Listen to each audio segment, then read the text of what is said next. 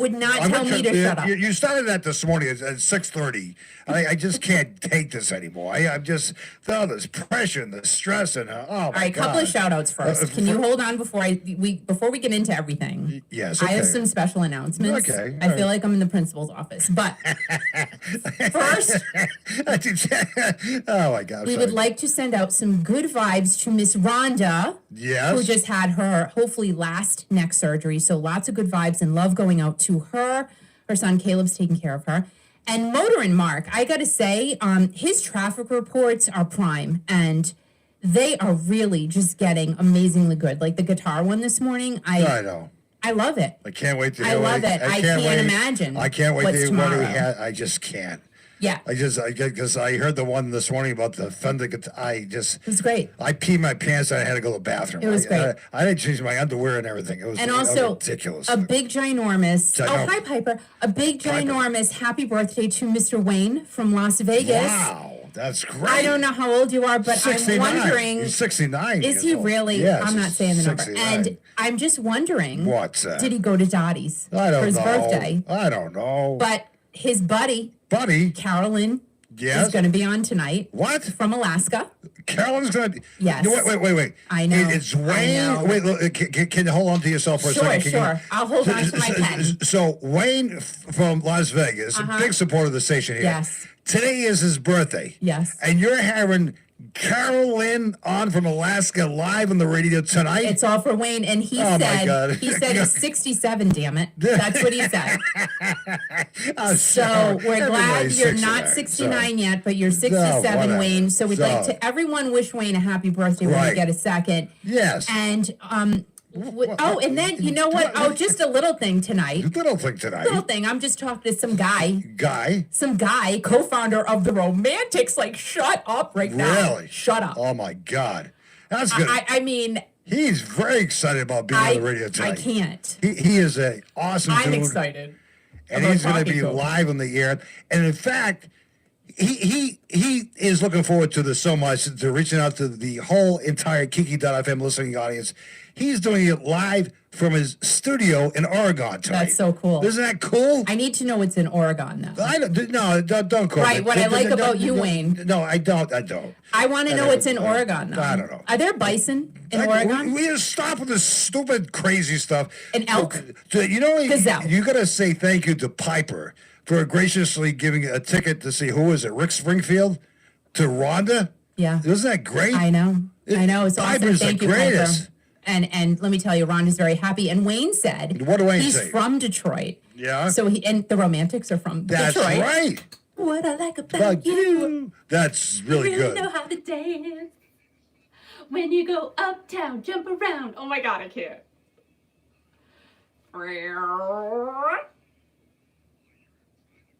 Oh yeah, girl.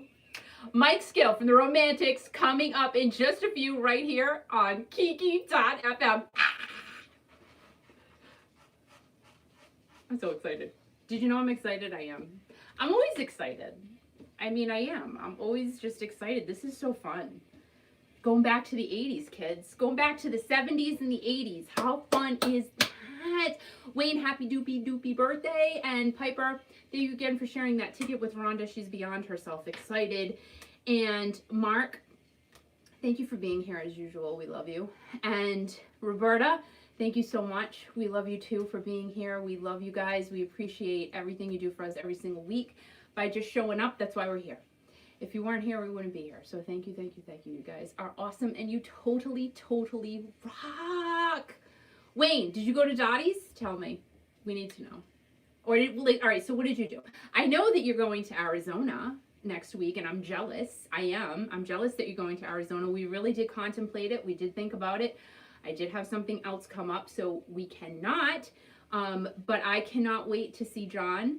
Oh, you're not going? Oh, you didn't go to Dottie's, but you're going to Arizona. We're hoping to see John and Carolyn and Lee. Oh, we love you, Mark. We're hoping to see them real soon with Steve Augeri and Mr. Lou Graham. I hope it's soon, because I can't. Coop Fest. Lucky guy. You're a lucky dude. I really wanted to do it. We were seriously thinking about it, but Unfortunately, it's not unfortunate. I'm very happy the thing I have that came up. So it's all good. It's all good, and things will happen. Things are definitely going to start happening this year, and that's a great thing. It's a great thing. And another thing that's happening is that Mr. Mike Skill, co-founder of the Romantics, is going to be on. Oh my gosh, in just a few minutes. Hold on, I gotta turn my camera on. I'm gonna do that. So hang on, guys. I'm still here. Why am I talking like a mafia member? And I'm not in the mafia at all. Okay. I'm not. Whew, it is like, I think I said this. Oh my gosh, I dropped heart. You know what's really sad? Like, I have tons of these heart records here. I had to put some under my iPad to make it even. I needed them. So Ann and Nancy Wilson are helping me out right now. And Mark Andes, I actually talked to him several years ago. That was so fun. And yeah, this is pretty exciting. The Romantics, like, guys. We used to DJ weddings, as I've talked about many, many times before, and Al always played every single event. It didn't have to be a wedding, no matter what it was. We always played What I Like About You. Always. And it just got everybody going. It still does now. Oh my God. So fun. So freaking fun. I love it. So excited. Am I excited? Yeah. I get excited. I do when I start talking like Kermit. I just don't know why. All right. So I'm just kind of looking at my stuff here. Why is my mic so far away? Like, I feel like, you know what? I gotta do some adjusting here. Yeah. Oh, there he is again.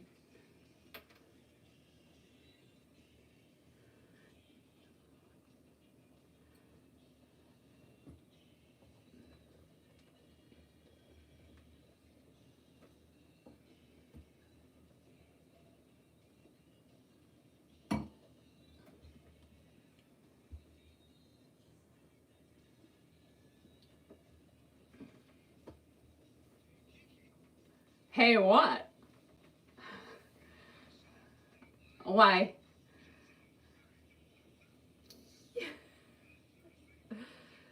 Thursday. Ow! Yeah!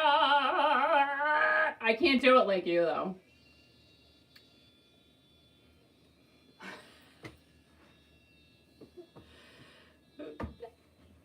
Oh my God. Here we go, guys. Ow! Ready? Hey! Uh-huh. Guess what's on right now? Hey! I'm already exhausted. I'm just saying. This is exciting! So, yeah, right after the song, kids. Right after he's calling him right now. He's calling Mike Skill right now. Oh my God. All right. Okay, I'm fine. Everything's fine. Just a little. Okay, I'm not ignoring you. I have to pay attention. I have to pay attention right now.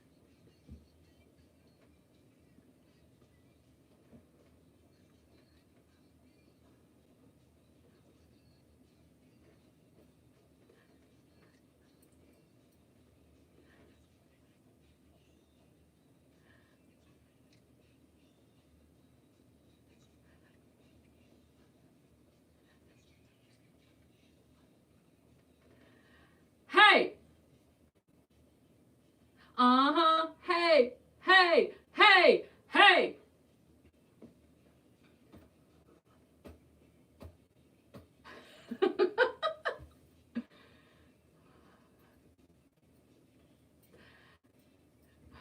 Is that you, Mike? That's Jimmy. I do that now, though. That's good. Say hi to Kiki. Well, hello, Kiki. Mike, how the heck are you? I'm doing pretty good. Not too bad. Good, good. I'm glad to hear that. I mean, you look great. Well, thank you. So, All right. all right, let's have some fun, okay?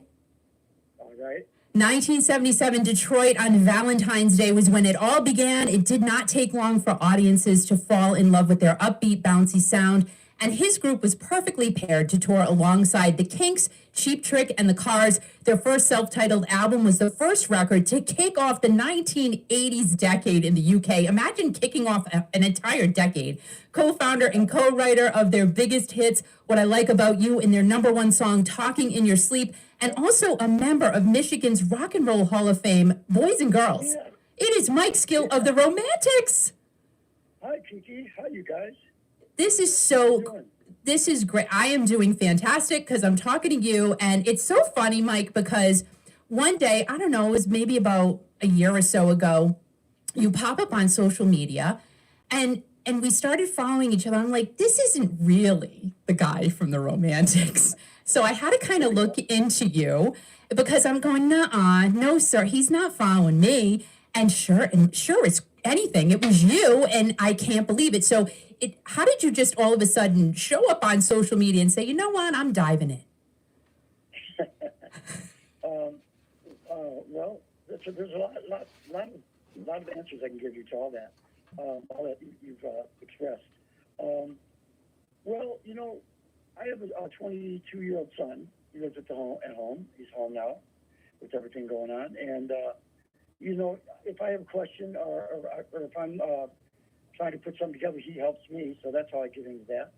And we've been, connected for a long time, the internet and stuff. It's just I never used it because we were on the road all the time. I mean, the Romantics got together in 77, and we've been on the road ever since. We never broke off or, I was out for a year and a half, almost a year and a half.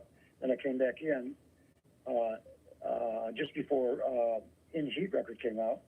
And, so we were getting a lot of, attention in the old-fashioned way. So I had been writing a lot of songs. I'm always writing songs. But we were on the road with Underground Garage with Little Steven and Brad, our drummer, Brad Elvis. We were in the bus, and we're on the bus, and everybody's doing whatever they're doing, and we're talking about writing songs. So we're in the back room putting together songs, and we put together, we had enough music for an EP, but we kept writing after that.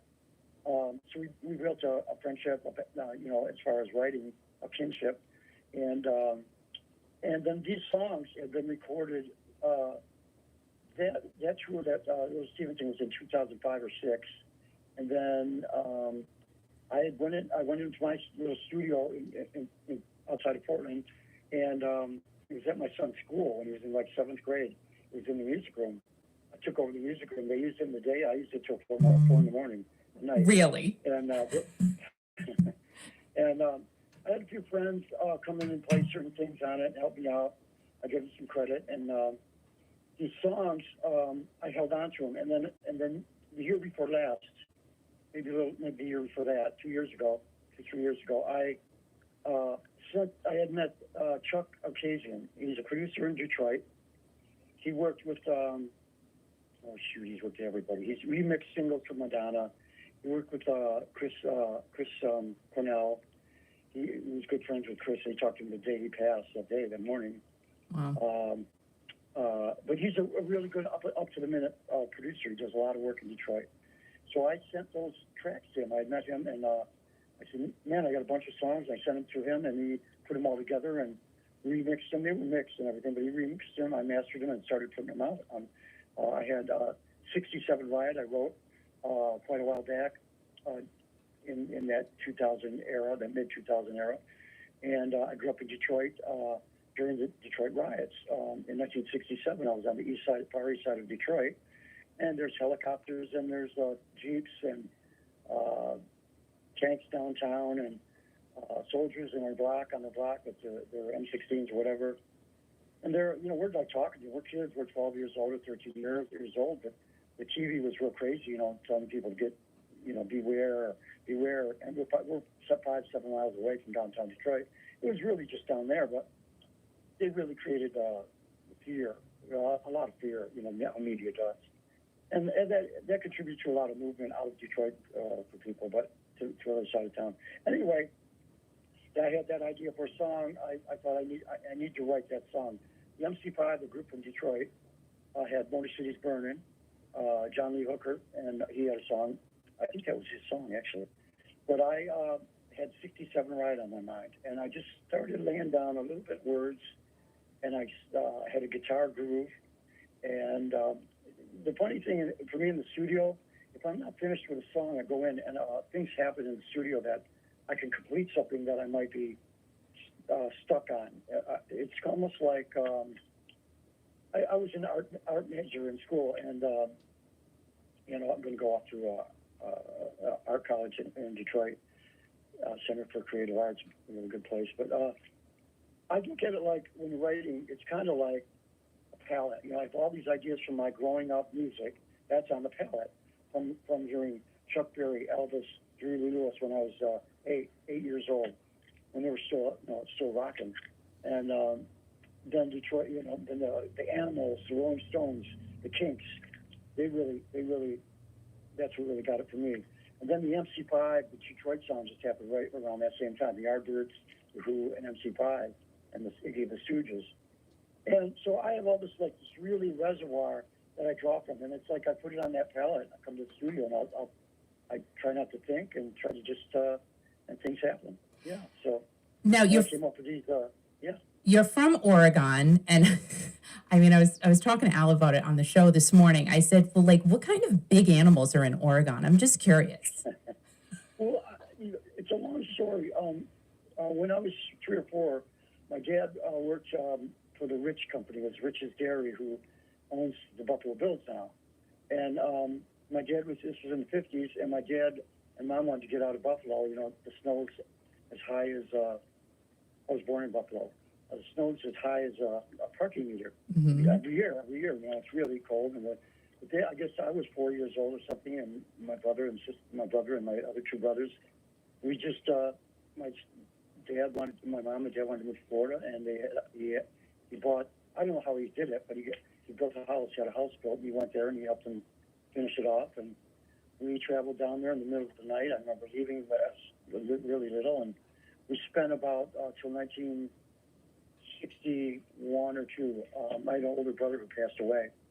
So it's getting kind of, when we got there, it was like all fun and everything, and the kids running around the streets and barefoot every day, fishing, playing, whatever. And so that happened, and it kind of took the wind out of the sail there. And we moved to, my mom's sister lived in Detroit, and that was early 60s. And right at that time was Motown was just really kicking off with Smokey Robinson writing Chop Around. And I'm hearing that as like 10-year-old, whatever it was, and preteen. And then the Kinks Beatles things happened a few years later. And so I had this reservoir of the music, and I really wanted to play piano when I was young, and we had a piano at one time. But, seeing Ricky Nelson as a kid, at the end of the show, he'd be playing songs, and the guitar player on there, I can't think of his name. I can never think of his name when I'm trying to. The guitar player I really liked. I didn't know I was going to play guitar until later, after the Stones and Beatles. Got a guitar in '64. Played it for a little bit, tried to play for it, and it's really hard to play because it was kind of a cheap guitar. But, we moved down the block from about just a little ways away, and I had put it down, and I got into junior high. So I was in junior high, and I picked it back up. And in one summer, I sat down and taught myself to play, Incense and Peppermints, Grooves and Grooves, We Ain't Got Nothing Yet, and 13-4 Elevators, You're Gonna Miss Me, Kinks, all the Kinks stuff, Power Generators, all that stuff I was learning. I was teaching myself. Went back to school, and I ended up forming a band with some neighborhood kids. Well, that was junior high. Yeah. And when I went to high school, around later 60s, I met Jimmy, the drummer for the Romantics, and we goofed around and had a little group, and he had friends, and I left the other group. They were more into it. They had girlfriends. I was all about the music. I just wanted to play music. And, oh, come on. I kind of read a little bit. You like the girls, too. Yeah. Well, yeah, when you're 14, 15, that all came about. When we moved to I went to high school, and then I was just into music. That's all it was happening. We were learning how to write. We played this place called Notre Dame High School on the east side of Detroit. And would you believe it or not, I mean, we're in junior high, and can you hear me? I can. Can yeah. you hear me? Yep, I can. There you go. Can you hear me? Something cut from it. Oh. This high school, we put Notre Dame was like a really good sports school and all that. It was on the east side, and they were real strong sports. But they would put a canvas on the floor, and they'd have bands like the Underdogs was one of them. Bob Seger, the Frost with Dick Wagner, Savage Grace was a big band. Iggy and the Stooges. They played this school. Where I was like in 9th grade, and we ended up playing there, opening up for some band. I don't know who it was at the time, but that was the way it was there. There were so many bands and so many places to play. It's such a music city, and at the time, it's a dingy kind of car town. Auto factories making cars. Yeah. Making cars 24 hours a day. And that seeps in your whole character. The dirty city, the dirty air, people working all night, and it's a working class town, Union Town. So that's where all the hard energy, raw music comes from for Detroiters and for all the bands. And you're so Jack White, Jack White. Yeah, I mean you're so fortunate that you were around in Detroit and you lived in Detroit at the time that you did, because you really did. You had the Motown sound and you had the rock and roll sound. So you had such a wonderful array of music to really, form what you eventually did. And when you and the other guys got together, you ended up going to Boston, which I absolutely love. And there was a very iconic music venue there called the Rat, where Metallica has played, the Police have played, as well as the Romantics have played. What are your fondest memories of Boston? Boston in itself, Boston, Rhode Island, the whole East Coast, New York, all the way going right up, is we like history. We draw off that. We like food. There's great food there. You got that right. A lot, clam bisque, the stuff you guys have at Rhode Island, the thinner clam chowder. That's my favorite. And so anyway, we played Detroit we were opening for we got to open. One of the guys that I had played in a band with early in junior high, he started. They were reforming the MC5 in 1976 or 76, 77, and he came over and said, "Mike, you guys want to come play, open for us?" And we're this. The whole punk thing had just happened, and I saw this. The Jam record the Jam record came out. I saw the poster in Melody Maker magazine with the Jam with their skinny black pants, the black and white shoes, the black skinny tie. The black skinny tie, the shirt, the short hair, and they were running around on stage and bashing it out like the early Who. And I saw that, and then I saw the Play Me Groovies record came out, produced by Dave Edmunds, and that was a throwback right to the Beatles thing. And those two records I grabbed and I don't know if I got in my bike or my car, I forget, but rode over to Jimmy's house, told him, we could do this. We can do this. This is stuff we grew up on. Because we had been banging around the city from high school through high school, mostly writing and learning how to write. We weren't a bar band. We weren't into doing and playing covers. We did that one summer, but then that whole thing fell apart. But the Romantic thing, that's how that happened. It was just I saw that energy, the attitude that was coming back out of England and LA, the LA punk scene, and the New York and Boston punk scene. that just influenced. That just was really it right there. And so we were writing these pop songs with a real strong Jimmy's attack on the drums. You know, hard hitting drummer. Yep. And always tried to write songs with good choruses and good melodies. You know, we didn't want people leaving our show. We play a live show. We want people singing our songs. That's right. We're trying to write songs that they can remember. You know, it was like throwback to that. Because, you know, you had Kansas and Led Zeppelin and Yes, these really long songs. Oh, yeah. And the whole punk thing happened, and Ramones, it was back to shorter songs. And shorten it up. pop songs. Yeah. Yeah, so he came over and saw us, and he thought, I know they thought, oh, they're this weak punk pop band. And they were the MC5, they were putting together the MC5, and we had our short hair and our skinny pants and skinny ties, and they were looking like, they were more like 1970s, their long hair and baggy pants, and playing Les Pauls, and just really loud, really just different. Mm-hmm. It was the generation before. Right. We looked like the new generation, and it really took off. And the radio guys, it was a showcase. They were showcasing their music. They asked us to play. We came on and we bashed out the songs. We're all over the stage, running, you know, all over, just like the punk bands, running all over the stage to escape the cans of bottles and spit coming at you. We used to practice that. Dodge the cans and dodge the bottles. You know, the Damned, all the bands, you'd see them running around on stage to keep away from all that. And who does that? Like, I'm sorry, I never threw a can or a bottle on a stage ever in my life. I'm just saying. You know what? It was just we weren't that. We had the attitude, the energy, but we were about songs. Right. And because we had that Detroit, like you said, the Motown beat and the bass, and then the MC5 raw energy. So we stood out and stuck to our guns. We were really our own little.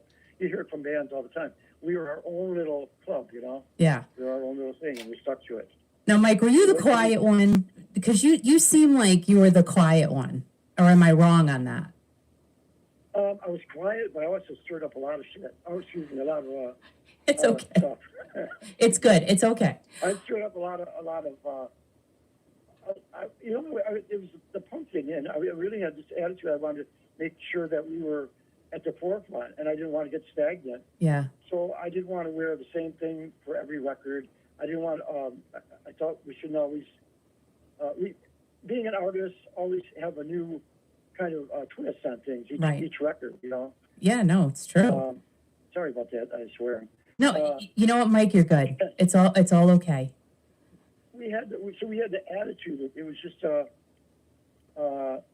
and we jumped on the road. Someone called up. We had these guys, these managers. They managed the big boys. That's the only management experience they had, and they become our managers. The thing about them is they could remember phone numbers and names, and how to count money. But, yeah, yeah, we'll get into that in a little bit. Yeah, I don't know. But I don't know. Am I getting wrong? No. But I will ask. You. My next question is: the story goes that the Romantics played their first show and was born on Valentine's Day in 1977. Now your name is the Romantics. You release yourselves to the world on the most romantic holiday of the year. Was that a plan? Did that really happen, or how did that go? Let's see. So that show happened with that MC5 group, and that's when we got noticed. Okay. We started. We were asked back, and we had a 45 that was coming out. We got asked back, and we came back 2 weeks later and played with. I'm going to forget his name. I'll think of it later. Willie DeVille. We were opening for Willie DeVille, and then our manager somehow. There was a show going on at Pontiac Silverdome, the football stadium, and it was Steve Miller, Jay Giles, Peter Frampton, and we got on the bill at the big 75,000 seat stadium. We opened the show. We had our attitude and our drive. We didn't get blown off. We didn't booed off stage. It was success. It was an early show, 7:30 or so. It was probably 7,000 maybe people in there. By when the other bands came, I was packed full, 50,000 people. But that was the biggest show we ever played for. So the biggest crowd. So we succeeded in doing Right, and then from there. We got a new agency, and we started, we'd open for like Cheap Trick, and we'd open for Ted Nugent when he was just kind of just loud on the guitar instead of loud on the mouth. But, yeah, And so it took off. It really took off. But that we were opening the Gora in Ohio for the Talking Heads. That's and, crazy. All the new bands that came around, we were jumping on shows. The Police. We got right before the record came out. I think we got a week tour, the first Police tour. We were on like for a week. Oh my God! Week on. Amazing. Then we went off on our own. Then we came back. I think another week or so. It was the Police way when they're little clubs. You're talking about 100 people, 150 people. I mean, how? Right. You're saying the Police said they were just really kicking off their career at that point. Yeah. But Steve Miller, Peter Frampton, Jay Giles, I mean, they were huge at that point. So that first show in Pontiac, Michigan, what was going through your head when you're playing next to these icons of rock and roll? Well, you know what? We had the attitude and the energy. We had a good belief in what we were doing. And, you know, you get nervous or whatever. I mean, if you think about it too much, you try not to think about it. But you go on and we were well rehearsed. We were well rehearsed. So if you're well rehearsed and you're going to do something like that, there's less possibility of something messing up. Yeah. And you're talking about Peter Frampton, and you're talking about Jay Giles, one of the best bands live. And we didn't get booed off, and we made our point. You know, we came out, did our show, made our point, and we carried on. And next thing you know, we're traveling to Boston, playing the Rathskeller. I'm not sure if it was the first time, but it was, I think 77 or 78. We were driving from Detroit. We get to the Turnpike after New York, and it starts snowing. It didn't stop snowing until we got to Boston. It was like 24 inches of snow. Oh, geez. And we couldn't get in a van. And the roads are closed. Oh, hey, that was the blizzard of 78 then. Can't come out. We pulled up. I don't know if it was National Guard or just some parking people. Yep. They said, nope, you have to turn around and go back. Oh, my and gosh. It was a big parking lot. So we just, turned around, drove back about 100 feet, and then we turned and went in the alley. And we went to the hotel. We just kept driving, went to the hotel, the Howard Johnson's in Kenmore Square, and got in and told them we're there. Everything was shut down. We told them we'll play. Do you want Friday? And we went, played Friday. We had about 10 people. They asked us to play more for the rest of the weekend. We played Saturday and Sunday, and Saturday was 20, 25 people. And oh, my gosh. And there's a guy, Oedipus, was on the radio. He's a DJ, a punk DJ. He started talking about it, and the Rat held about 250 people, I think. But it was a really cool vibe. I mean, it was one of the best clubs. It's been there forever, since the 60s. Yep. And that Sunday, it was packed, jam-packed, butt to elbow. You know? Oh, man. And we did the show. How cool is that? That's the determination we had. You know, it sounds like off the bat, though, you guys you knew what you wanted. You were going to go for it. And that was that. And I love that. I love that that's how your attitude was, because you keep bringing up that word attitude. And I think, like anything in life, you have to have a positive attitude. You guys had a very positive vibe about you as well. And you just had the drive to get the job done. You knew what you wanted, and you went and you got it. You're totally right.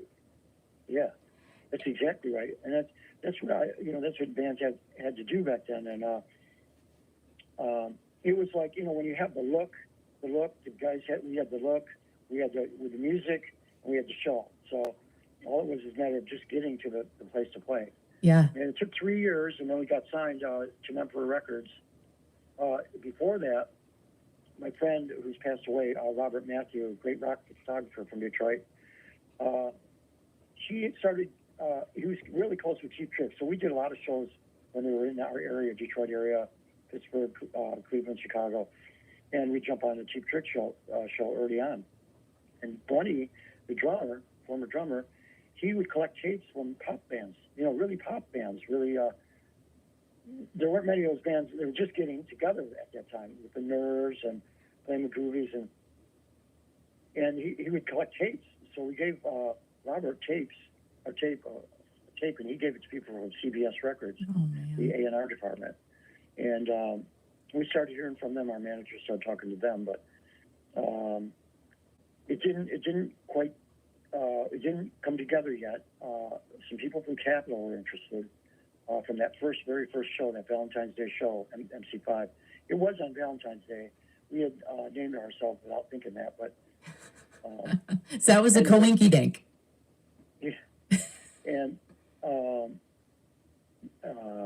anyway, I forget where I was at, but and it's fine. So 1977, 3 years later. Getting signed. I was talking about.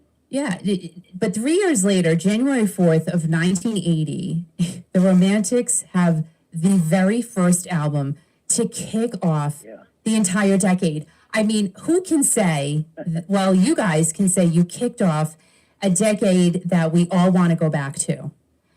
I mean, do you sit back and think about these things and go, God, for crying, I was in that. That was me. I know. It's amazing when you think about it. You don't, you know, the first few years, and I was in the band I started the band 76, 77, 78. I had a bunch of songs. I gave everybody cassettes. 3 or 4 of those songs on that 5 or 6 song cassette got on records. I was coming up with guitar parts and a lot of the music and What I Like About You, and Jimmy with What I Like About You. And but where was I going with that? Those songs, some of those songs on the album, we ended up. Oh gosh, I wasn't going to go into that. There was we were going to the studio. Someone suggested Miami. That was September 1980, I believe.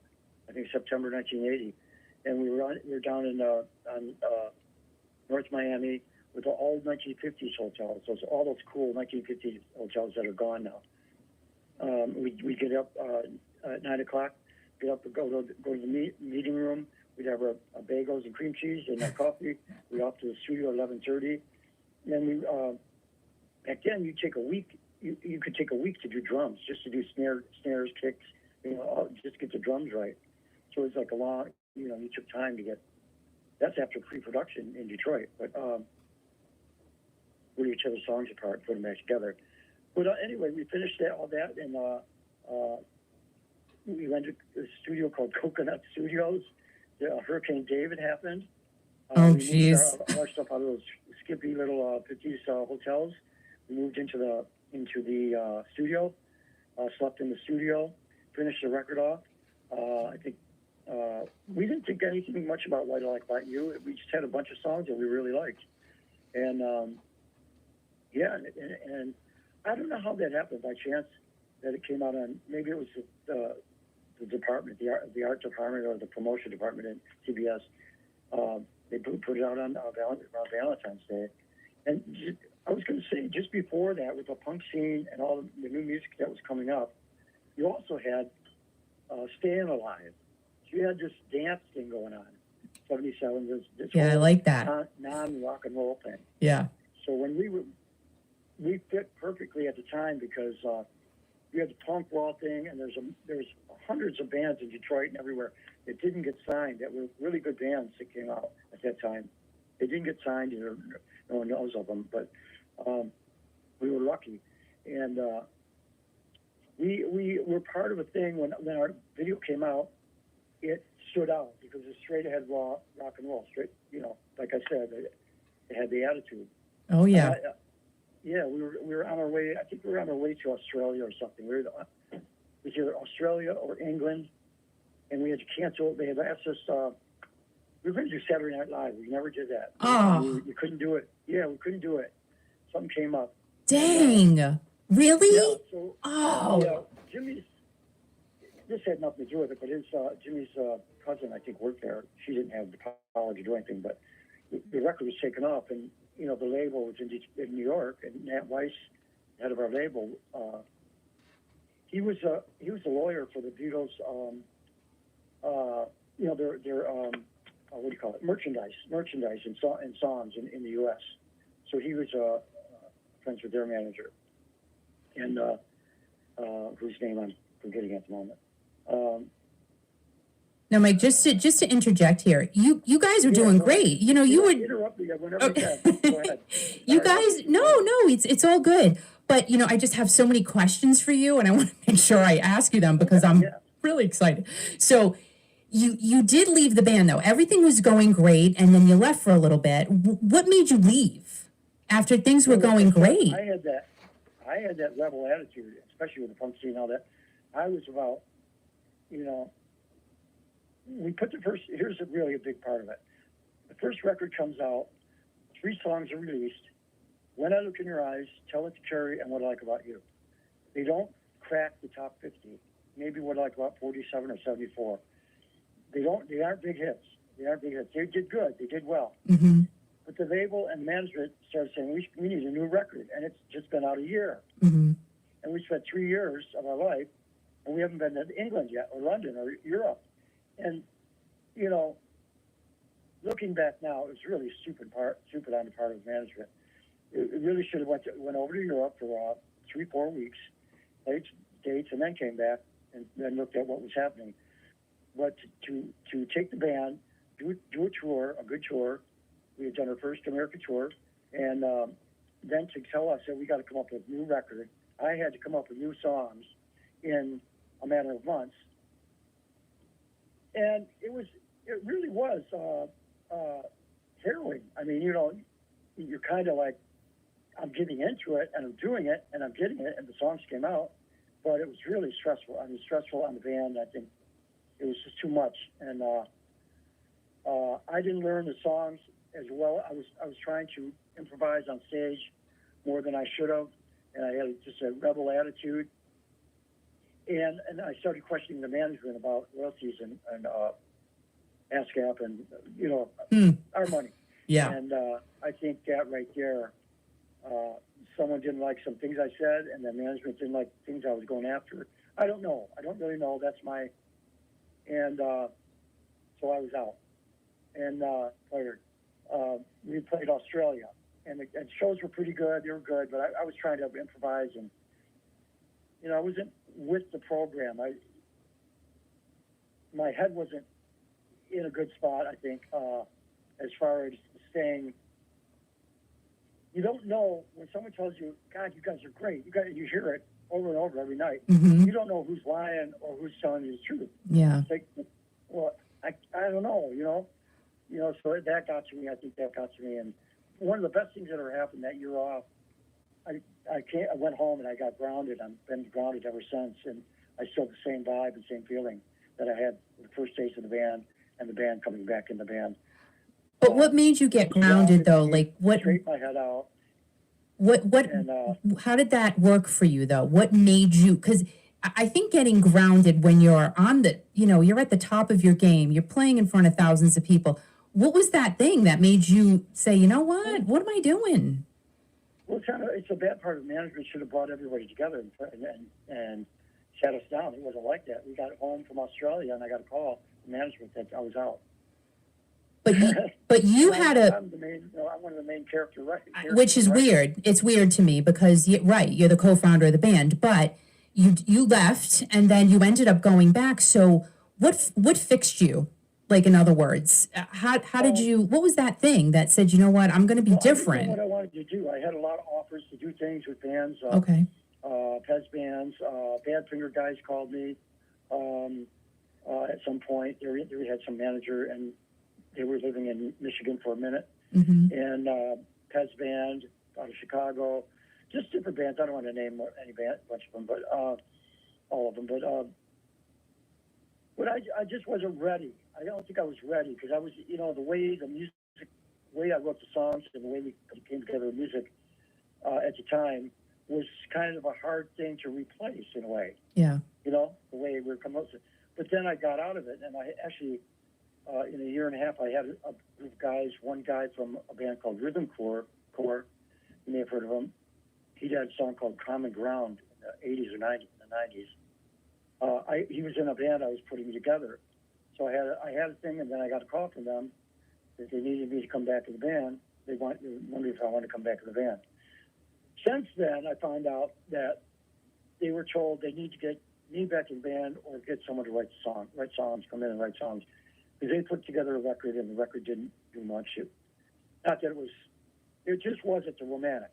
Whether it's good or bad, it just wasn't the Romantic sound. So I came back, I played bass and guitar writing, and on bass, and switched over to guitar. Let's see, I don't know what else. So you go back to the band. You go back to the band. You're on tour again with even more iconic artists. You toured with Joan Jett, Loverboy, Cheap Trick, like you said many times. The late and great Eddie Money. Tell us about one of the tours that you did at that point, the second time you went back, that you worked with someone that just blew your mind. You were in awe of them. Well, first of all, you have to remember, I had the same attitude. I got back the same attitude I had when I first was in the band. Mm-hmm. So when I started getting to writing, these songs were what the band needed, and they were right up the alley. What changed was when the band first came out, we were the raw rock and roll, straight ahead, two albums. First, second album are really good, straight ahead raw, kind of punky, kind of pop. But what happened was, as a year and a half went by, this thing called the New Romantics things out of England happened, with Spandau Ballet, Duran Duran, not so much XTC, but they were one of the bands I really loved, and Squeeze. So I was listening to all the stuff in Detroit. I knew the DJs. I was hanging out with the DJs. Really good radio. All that new music from London was coming out, and I'm listening to Brian Ferry. We always loved Brian Ferry and Roxy in the early days of Romantic. In fact, the name Romantics comes from Brian Ferry. I think mentioning the word Romantics in an interview about 50 times, and Jimmy picked up on it, I think. But anyway, so we had this group of songs, and I was creating this stuff, and it had, when we first came out, it was about rawness and in your face. Yeah. The band was well produced and still in your face as far as attitude and energy. But what happened was the production jumped up to a whole other level. English bands were really getting produced really well. Duran Duran, their productions, other songs. So that's what we landed. That's where we landed. So it's rock songs with more of a production, more of a producer's record, I guess you'd call it. A little more on the glitz, I think. Yeah. So the stages got bigger. Those guys were playing, when I was out, they were still playing the clubs and opening and that, but when the record came out, it started taking off. We jumped right on the good tours. We started getting the good tours. And, yeah. So you, Rich Cole, Jimmy Marinos, and Wally Palmer, you guys are the original Romantics. You got signed, like you said, to Nempro Records. You record that first album, and we all know that the biggest hit to come from that album is What I Like About You, a song that makes everyone, even today, just get up and bounce around. So you, Wally, and Jimmy wrote that song. Tell us how you guys wrote that song and how it came together, how that song came to be. Me and Jimmy, all the songs I write, especially back then, I always wanted to write like 3-chord songs, like Van Morrison or Dylan's a little bit more involved. But simple chords, rhythms, and I like the idea of like Louie Louie and Really Got Me and songs that had 3 chords and were really good garage type songs. And that's where What I Like About You comes from. It's 3 chords. I was living at my dad's house in Still, and I don't know. I just had my acoustic guitar, and I went outdoors and came up with a chord pattern. It's not that complicated. It was just my rhythm playing on the guitar is really fit well with Jimmy on drums. His feel. So when I come up with something, I go, hey, how about this? And we know right away if that feel, because he has a certain kick drum backbeat. So I brought it to rehearsal. We were in the fall. It was in the fall. It was 1977 or 78. I brought the song in. I had to work the verse music, and it was the first time I got there. One of the first times I got there on time, early. My mom dropped me off. I didn't have a car. It was in the early evening. It was getting cold. And I went in, and Jimmy was there. And we would have these we would have these rehearsal halls, and they were always like, we set them up like stages. We set the lights up. Jimmy always had to have the lights over his head, and we always had the lights looking like a stage and everything. So I went in, it was dark, and just the lights were on him. I go, hey, man, I got this idea. I know we talked for a minute, but I said, we got this idea. And then I go, check this out. And he played it, and automatically, just me and him, we connected, and he starts blowing out lyrics, verses, And so I was coming up with all this stuff, and by the time Wally and Rich got there, the song was 99% done. Wow. And with I have a connection with drummers. I started banging on pads, pots of pans, and I played a little bit of drums when I was really young. So the right hand, or rhythm hand on guitar is what I feel is like one of the most important parts of a player, is that rhythm and that how to go from rhythm to a musical interlude or leads or licks, as they call them. So your right hand is really important on a rhythm guitar, and I still have. So yeah, So we just had a connection there, and they come in and the song took off. I'm going, how about?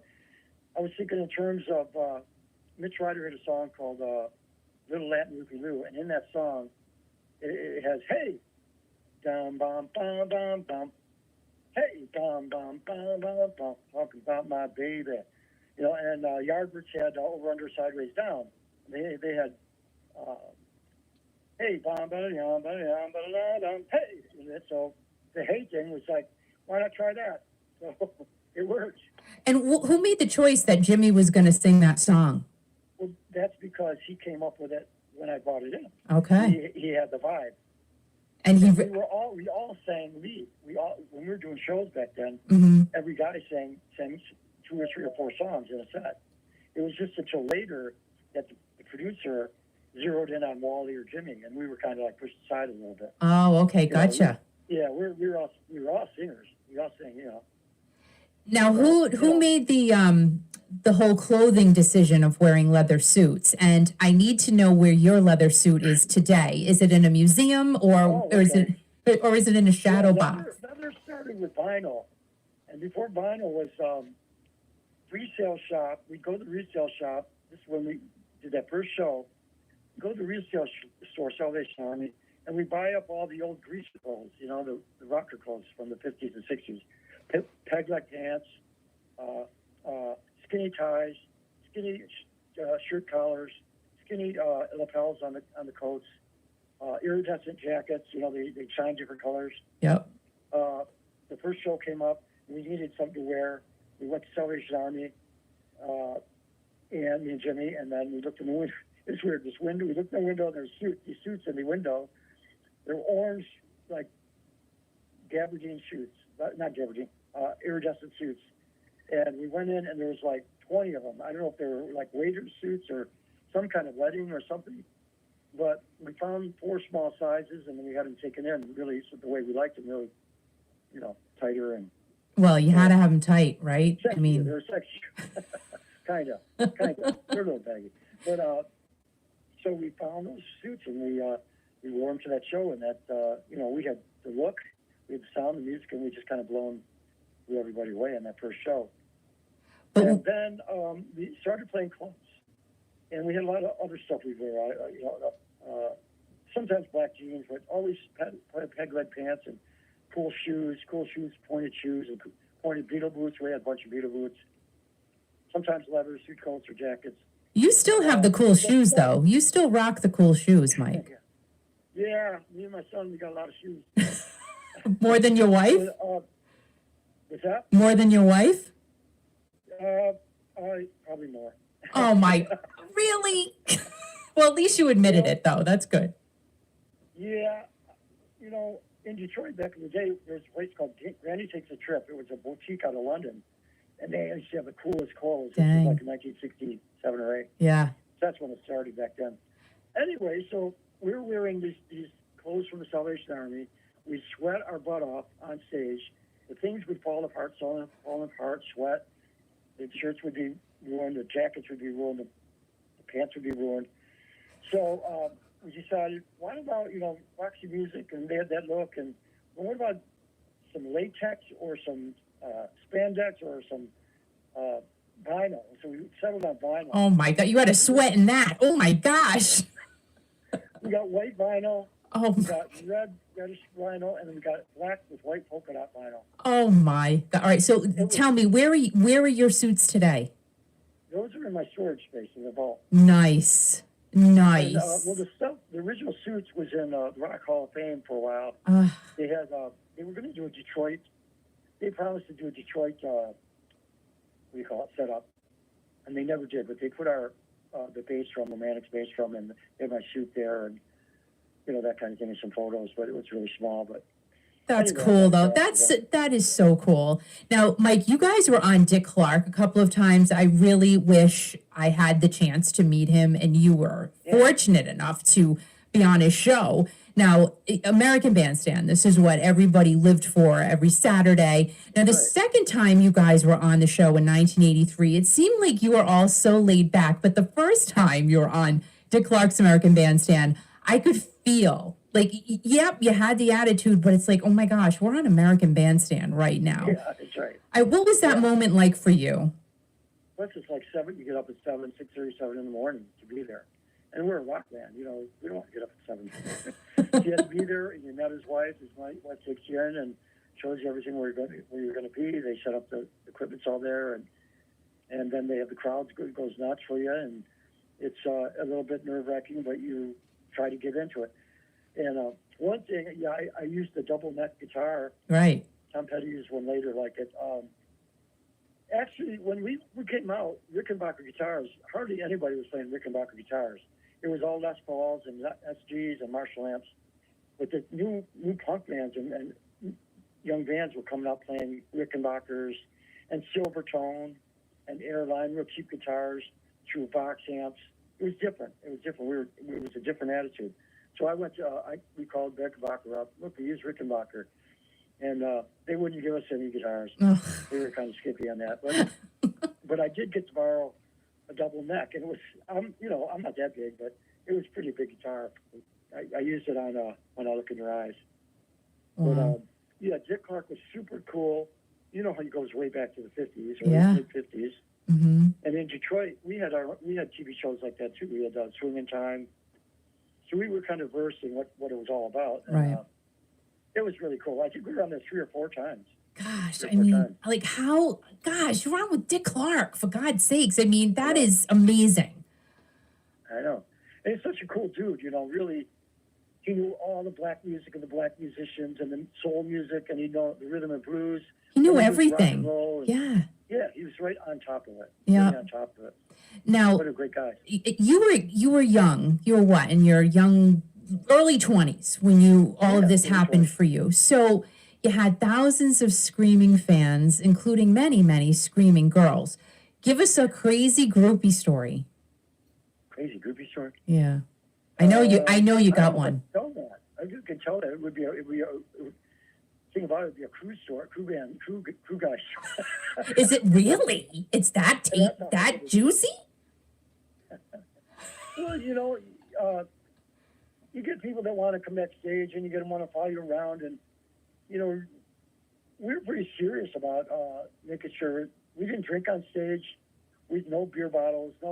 It was really about a clean stage.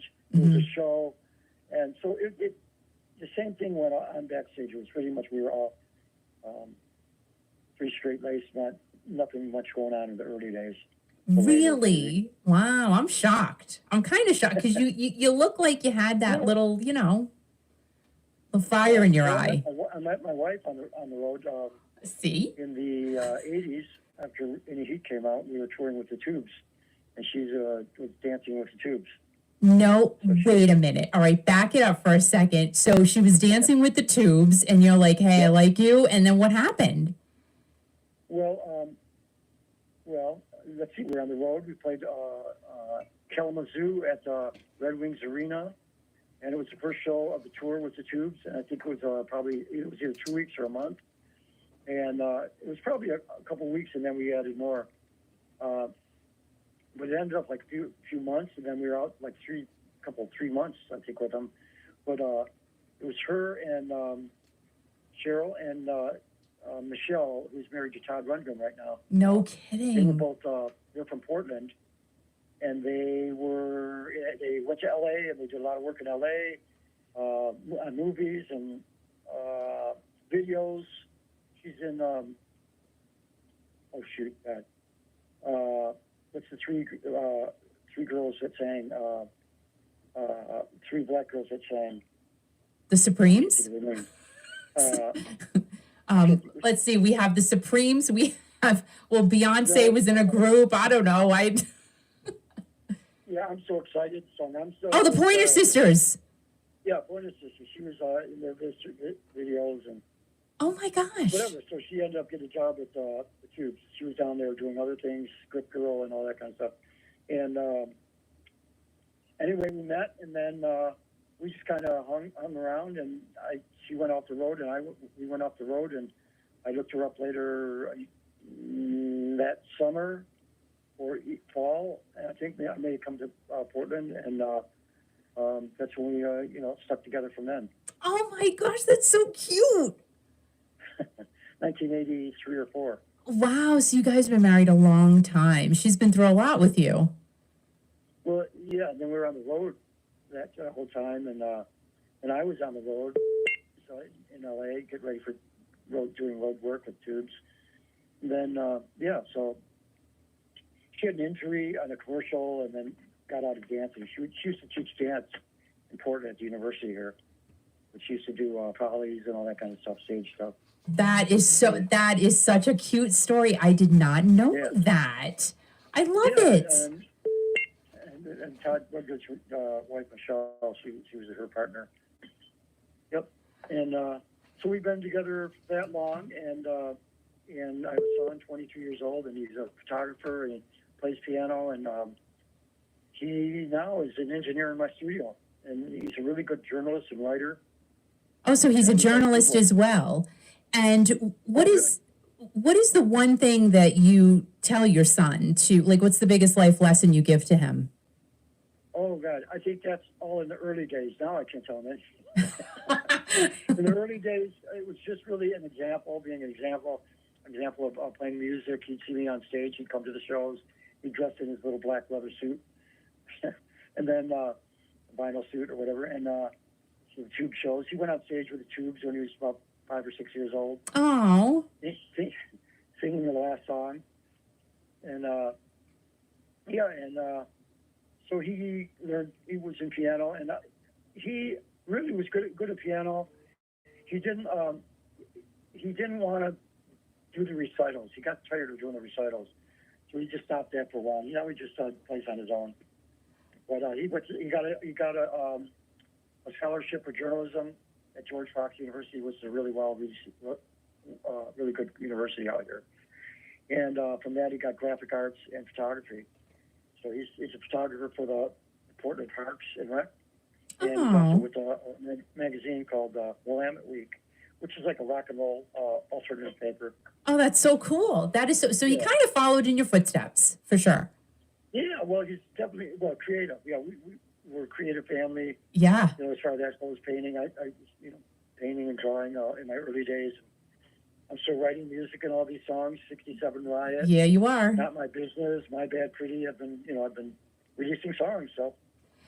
Now I do have to ask you before we wrap it up in a few here. Your fourth album, In Heat, that held your biggest hit, Talking in Your Sleep. That stayed at number 3 for 3 weeks on the Billboard Hot 100. It was number 1 in Canada, number 1 on Billboard's dance chart.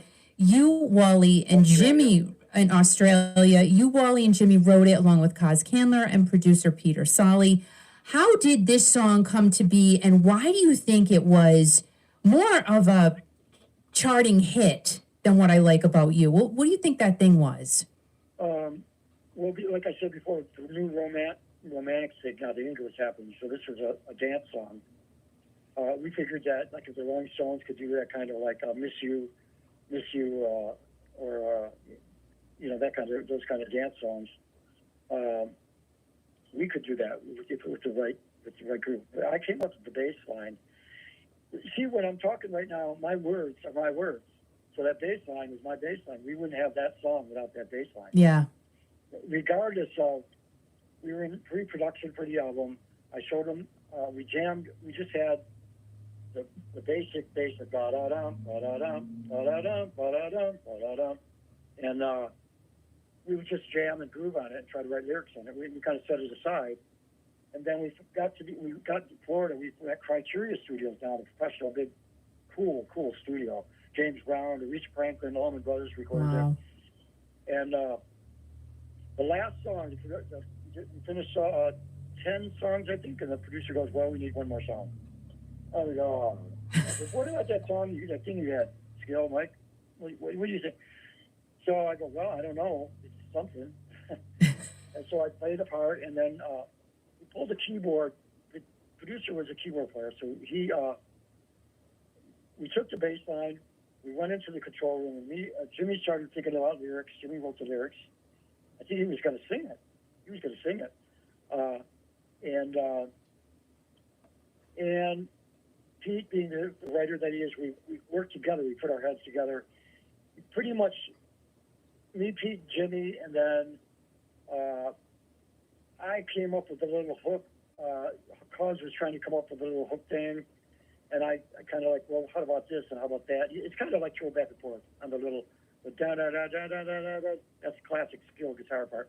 But yeah, we all came together. We pretty much 4 or 5 of us came together and got the song, and then we laid it down, and we didn't know. We had been going out to the clubs in Miami, and all you heard was Rick James. Really? So, Rick James and all those other stuff. So the production, I think, in a lot of ways, was by Rick James, because if you listen to the song and you go from the top down, the highest guitar part is really the highest, thinnest guitar part. Then you drop down, you have the next guitar part. The sound color goes from top to bottom, and that's what those kind of songs are. You have the high end to the low end, and everything filled in between. That's a good producer. He did a really good job on that. Yeah, I mean, it's such a fun song. Yeah, and the guy that sweeps the floors there, he goes, man, I know good songs. He goes, I know good songs. I picked James Brown songs. I picked Aretha songs. Because that song's a hit. We go, I don't know. We don't know. You were, and next thing you know, the song took off. Yeah, it did. Yeah. Now, in 1984, your drummer, Jimmy Marino, who you had been friends with since you were a teenager, he left the band. Are you in touch with him? Like, where is he? Because you can't find him. It's been about, I think last year I talked to him. No, before last year, probably. Spring. I'm not sure. It's been about a year or so. He's in Detroit. Not playing with anybody. Really? Just surviving what's going on these days. Yeah. And we did, when we were on the road he was talking to Steve, we were on the road for a straight 11 months. We came home for Christmas and some other holiday, I can't remember which. Yeah. So we were on it for 11 months, and then things got to him. He walked off the bus and didn't talk to us, and I don't know what happened. If the management were kind of like going, well, we don't need him. I don't know. I don't know that for sure. Yeah. But no one spoke to him. We talked to him. Did you speak to him? I don't know if it was kind of planned, or I don't know. Yeah. It would be kind of cool if, Jimmy came back. Just saying. Yeah. I haven't spoke with him. My friend Robert Matthew, who passed away, the photographer, he goes, Skill, before he passed away, 2 weeks before, he goes, Mike, make me a promise. He goes, make me a promise you'll go write some songs and work with Skill again, work with Jimmy again. Yeah. And I had to say yeah. Yeah. Yeah, I had to say yeah. So I haven't done that yet. Who knows if it's going to happen? I know. I mean, I'm really concentrating on my songs right now. Absolutely. Yep. And speaking of your songs, you released your single 67 Riot, which we talked about earlier, with MC5 guitarist Wayne Kramer, and the song definitely has a 60s vibe to it. That's what I think. And the song, it's about... You're right, spot on. It has that kind of revolution to it, from like the MC5 and Stir Up Some Trouble, Stir Up Some Attitude. And I just had that first lick, that first guitar, ba-bum, ba-bum, ba-dum. And next thing it started spreading its wings in the studio, and I finished it off. I got the lyrics. I'm really proud of the lyrics. It was a tough one to do. Over time, it came together. I approached, can't think of her name, Catherine. She was doing the Riot, 67 Riot movie. And we approached them with the song, but they liked the song, but they said they were going with Motown music and all that. So Yeah. it didn't make it. But I got Wayne Kramer on there, and that's one of my idols on guitar. That's crazy. 65. Crazy. And you also released My Bad Pretty, which I love, and we got your rock and roll. Thank you. And you did a sweet, I love My Bad Pretty. I really do. It has a really nice vibe to it. You did a sweet video. Got an easy, slinky vibe to it. Yeah, I enjoy that one. And you did a really nice video for We Got Your Rock and Roll. It was just you talking, and you talked about how it was a time when we all had the music. That's all we had. Now, the music, let's face it, is what has gotten us through the last year. Yeah. And we say it here all the time. We say, thank goodness for the music. What is the major thing you have learned through the past year and a half? We, somewhere, I don't know who said it or who believes it or I believe it. You don't have a civil or a proper society without art and creativity. Right. And you can take that all the way back to the Greeks and beyond, Egypt. And we're this music that came out, these 6 songs, 67 Riot, Dark Side of Your Love, Carrie Got Married, who was written by our drummer's wife. She did the lyrics, I helped her with them. I did the guitars. Not My Business, that was me, all me, and My Bad Pretty. So there's 5 songs. I'm releasing another one coming up. Nice. A little change of pace. But they're all available on bandcamp.com and mikeskill.com.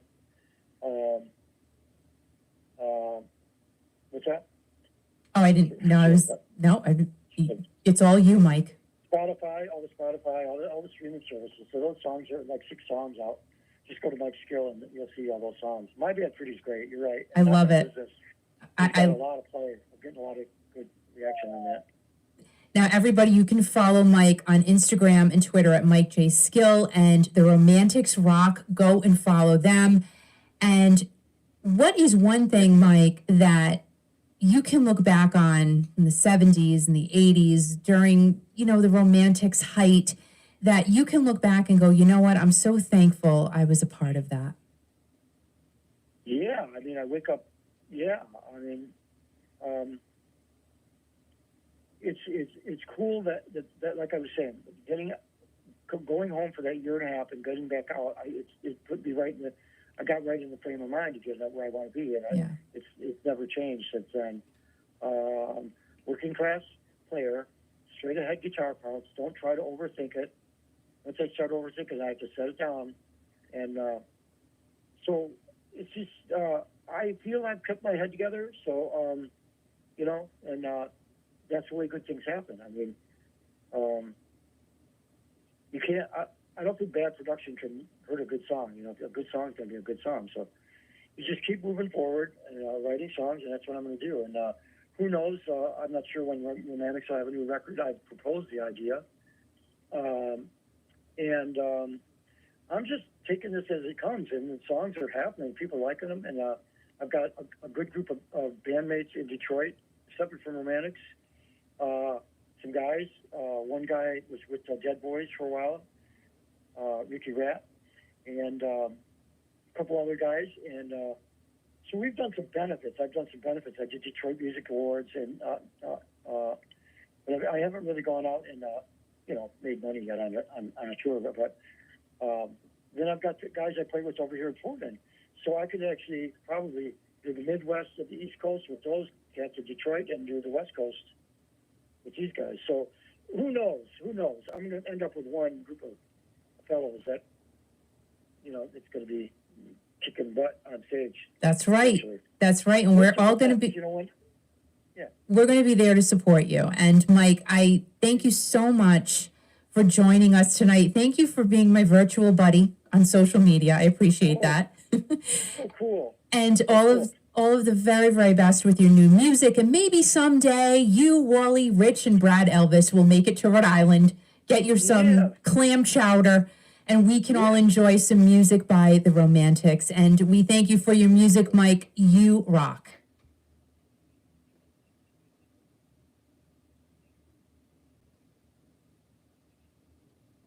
Wow. Yeah, it was. Mm-hmm. I think it was the station. I think we even had Thanksgiving dinner there one year. No kid. Well, that was. Yeah, thank you very much. Absolutely, Mike. I'll be there to support you. Thank you so much.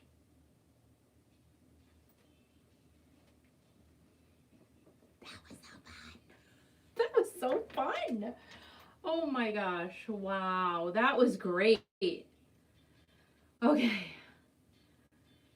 Let me say thank you. Woo! It is so hot in here. I can't even, like, it's crazy. Hold on. I apologize, guys. I'm not ignoring you at all. I'm not. I just need to do something for 1 second. My apologies. I'm here. Let's see. Okay. Let's see.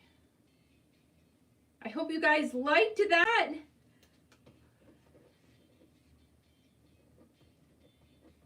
Ruth, I saw you pop up. How are you?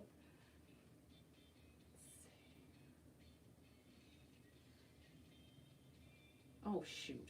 I'm so not smart with some things. Hold on, please.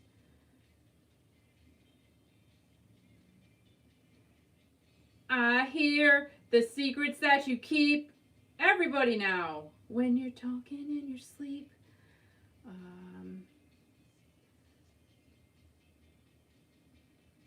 Okay.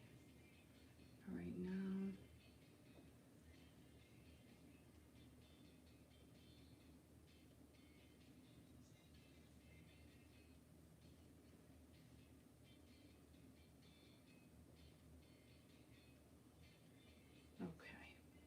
All right.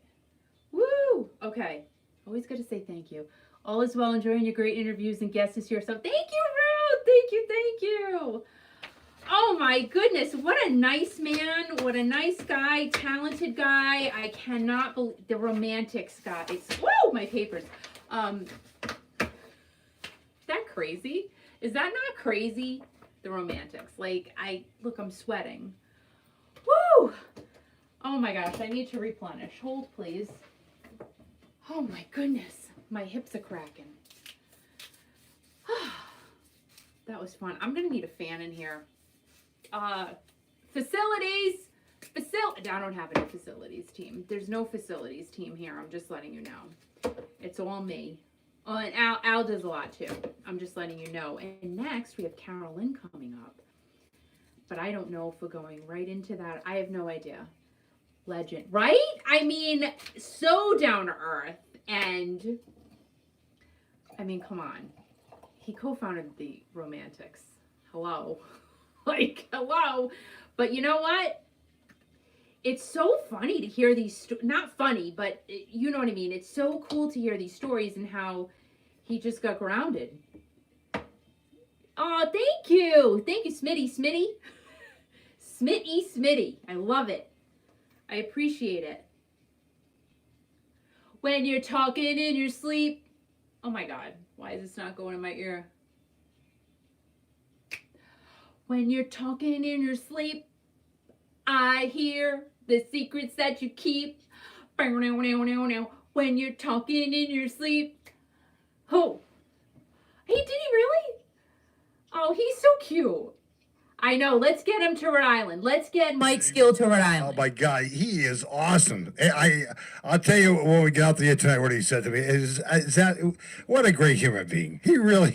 I mean, oh my God. Can I just tell you? Yes. I have so many more questions I was going to ask him. I know. And I know we have know. kind of a tight schedule tonight, but I'm like, oh my gosh, I'm so mad. I know, but Mike Skill is great, and I wanted to interrupt him, but I didn't do that because I The Boston thing, right? The Boston thing. Yeah, I know. I know. But you don't know this, Kiki. You know a lot about me. But when I lived in Boston, I lived on Beacon Street. Yeah. I lived right across the street from Rathskeller. You did not. Yes, I did. You never told me that. No, I did. A lot of things you don't know about me. But I lived right across the street. You did not. Rathskeller.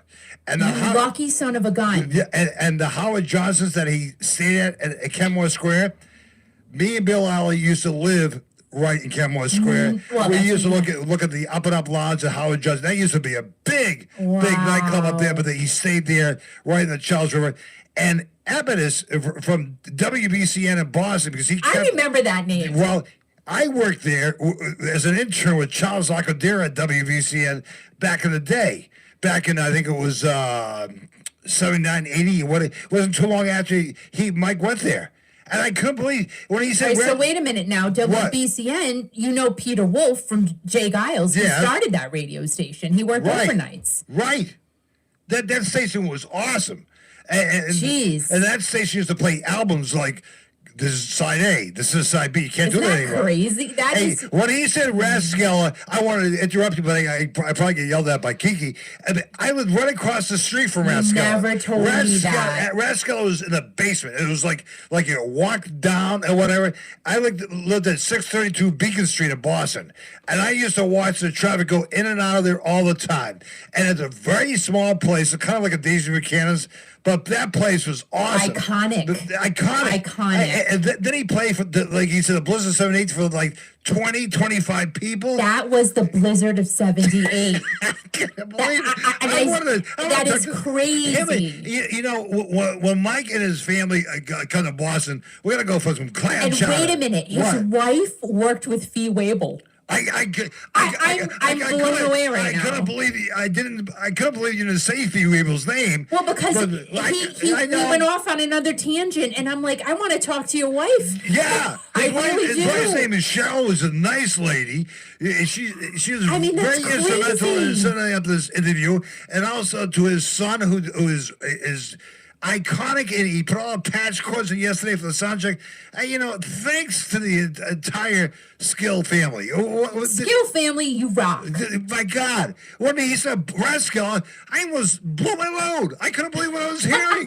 This is great. Oh, my God. I am just like, see that? And here's the thing. When we talk to these people. Yes. Is that, oh my God, like there's so much there. There's so much there. There's so much more there. Right. You know, we could talk to him for hours. I know, and you were not allowing me to. But poor Carolyn.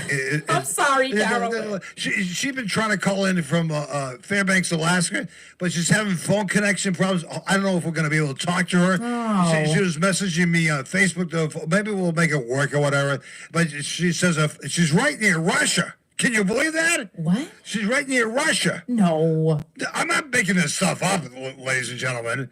Carolyn, for real? Yeah, our phone service sucks up there in Alaska. Holy moly. So we'll see if we can make it work with her. Well, Wayne would be upset if we don't. I mean, he's going to go to Dottie's and have a nervous breakdown. I don't know. So we'll see if we get Mike, thank you very much for sharing your information, your stories, and all your iconic years. Thanks to your entire family for putting this whole thing together. And I'm putting up with this guy. Who, me? Yeah. Thank you for putting up with this guy. I had an opportunity to talk to Mike yesterday. We talked for almost 45 minutes. It was great. It was like two old geezers just sitting back talking about this. I don't know if he would appreciate that. What? Calling him an old geezer. He's fine with it. He doesn't care. Dude, he used to wear leather pants. You never wore leather pants.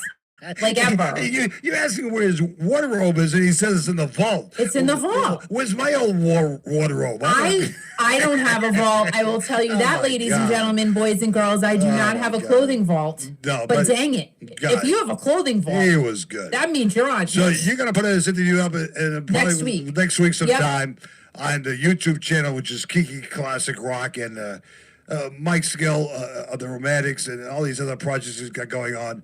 Is really cool, and he's a nice guy. I mean, I love him. He's got to come to Rhode Island. He has to come to Rhode Island. No, we got to go to Oregon. Oh, you know what? He did not answer me. What kind of animals are in Oregon? I know.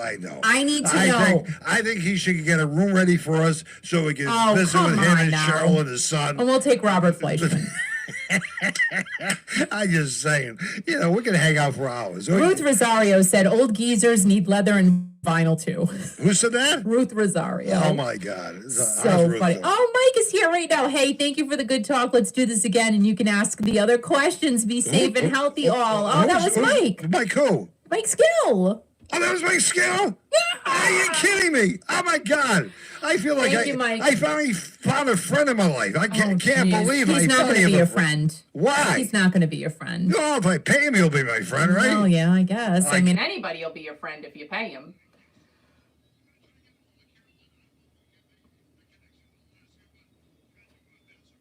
Okie dokie. Bye-bye. Woo! That was so fun. Everybody, just keep the love going from Mike there. Keep it going. Everybody go follow him. He is on YouTube as well at Mike Skill, so go subscribe to his channel.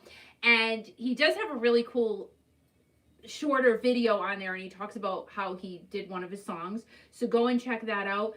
And follow him on Instagram, Mike J. Skill, and on Twitter at Mike J. Skill. And I don't know what he is on Facebook because I'm still in jail. So I don't know. He's probably Mike Skill on Facebook, I'm thinking. I mean, I could be lying, but I'm probably not. Let's see. Let's just look up Mike Skill on the amazing Facebook. I don't know. Facebook, why are you banning me? I don't even get it. Mike Skill. Yep, he's as Mike Skill on Facebook, so you can go find him. And follow all of his platforms and tell him Kiki sent you. Just tell him. That was fun. That was really fun. And now hopefully we can get in touch with Carolyn. I'm hoping, but she's way up there near Russia. How does that even happen? I don't know, but we'll find out. We'll find out if she's gonna. So hopefully you guys are doing good tonight. Oh my gosh, it's almost 8:30. Holy moly.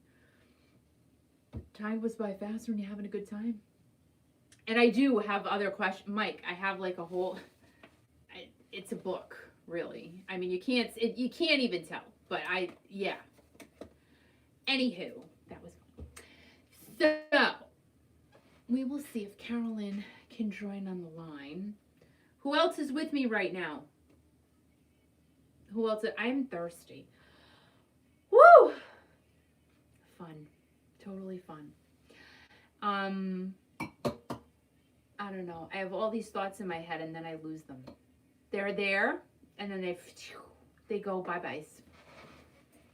Should I turn? Hold on. I'll be right back. I gotta turn something off because I don't want it to stay on forever. I have my camera going.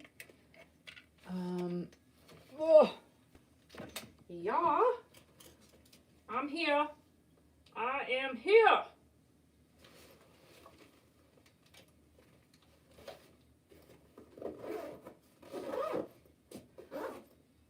It is pouring in Rhode Island. Pouring.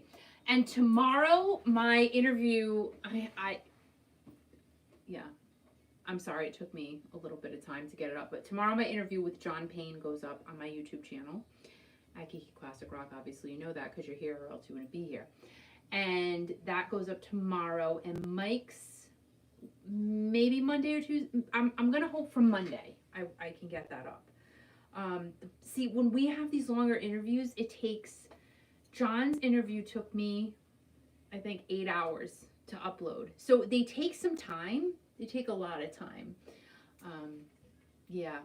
So it doesn't happen like that. It's crazy how these things happen. What else is going on? Al's gonna let me know if we can talk to Carolyn. I just don't know. I just don't know if it's gonna happen. What's everybody doing for the weekend? Anything fun? Funness? Do we have funness?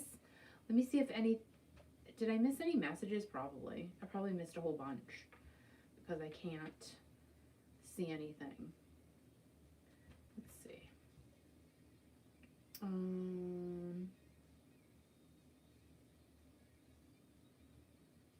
Peter Baker. Peter's here. I love you, Mike. You're so cute.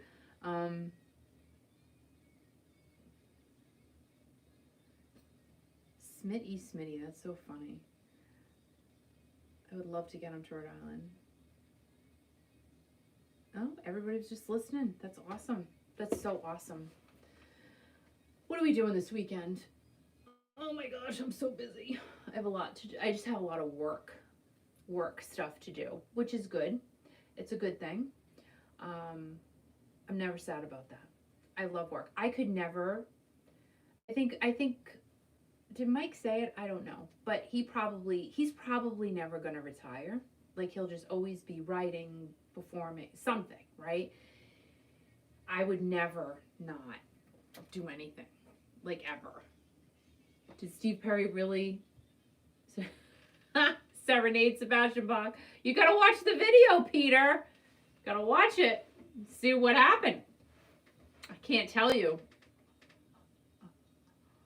Where do we go now? Obviously, it's Guns N' Roses. No. Sweet child, sweet child, my heart.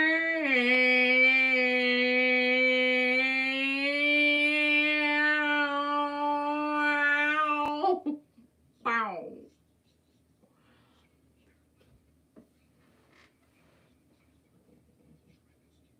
Sure. A little bit.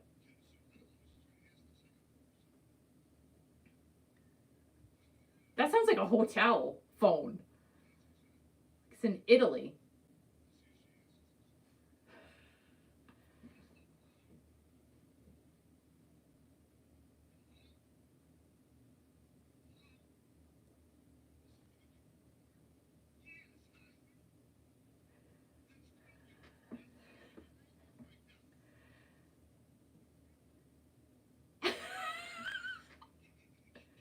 Oh, shit.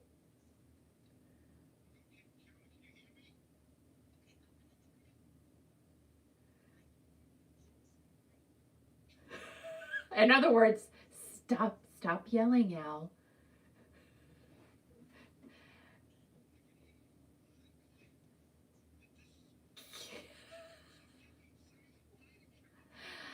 Carolyn, I'm sorry for him, but hi in Alaska.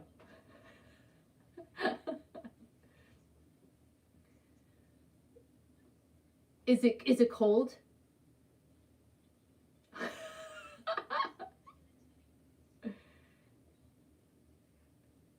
I was gonna ask you.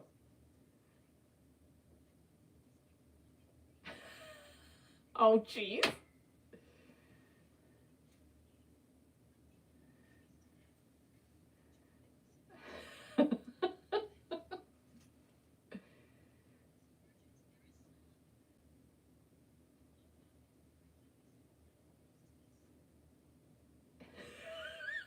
Do you have a fur hat? Oh.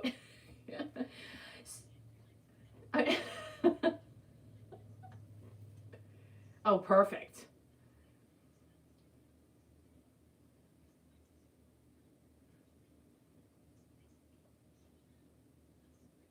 Ooh.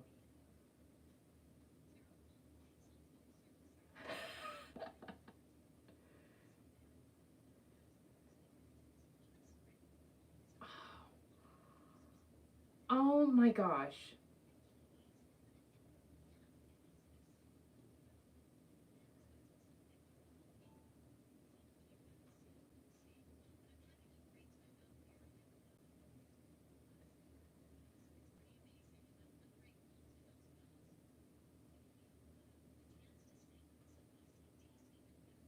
How did this is beyond cool. How did this happen for you, Carolyn?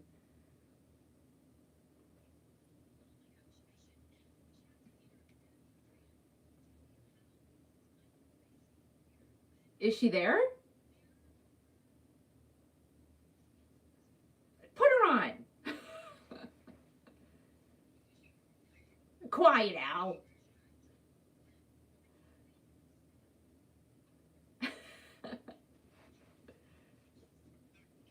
That's okay. Okay.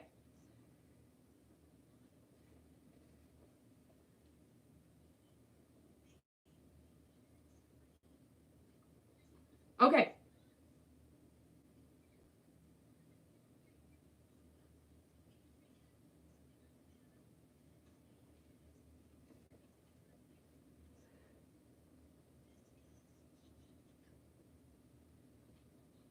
Adrian, what is going on?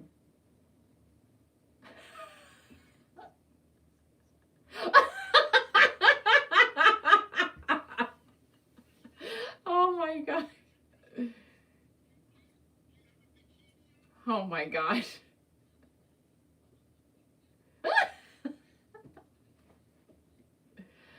All right, Adrian. So how did this all happen? Bringing Carolyn into Hell's Bells, which is so cool.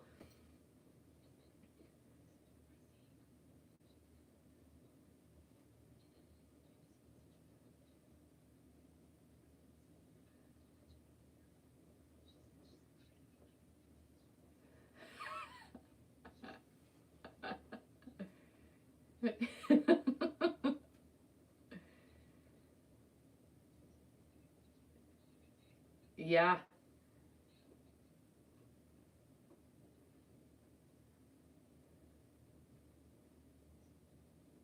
And that was that. So how did you guys end up in Alaska? Like who? Hey, Hell's Bells, can you come to Alaska? How does that happen?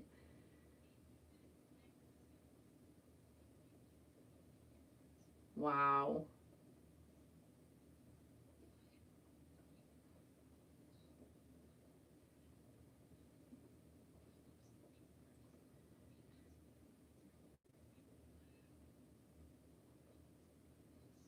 What?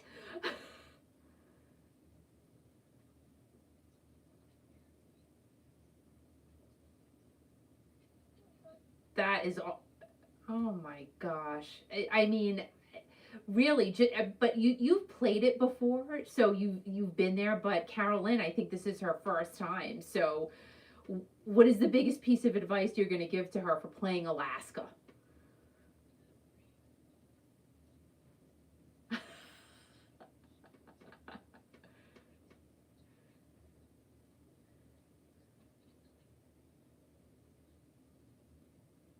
Oh, so now what is the audience like that you guys are going to be playing? You're playing for a couple of nights, right?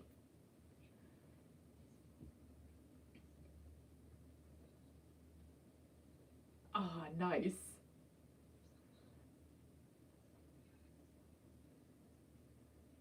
Dang, that is I mean, Alaska. I don't hear anyone saying they're going to play Alaska, so good for you, ladies. Hands up. And how long has Hell's Bells been in existence? Just one more question before you go. How long you girls been around? Dang!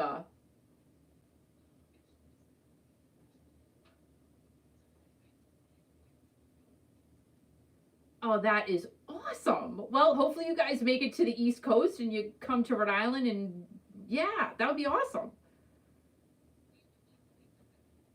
All right, well, we're going to look out for this.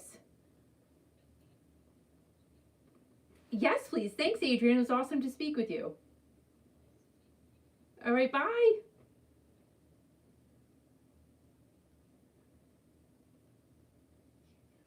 She's getting Carolyn. Be patient, for crying out loud. Well, that's none of your business. Oh my gosh. No. Oh, there she is. Hi.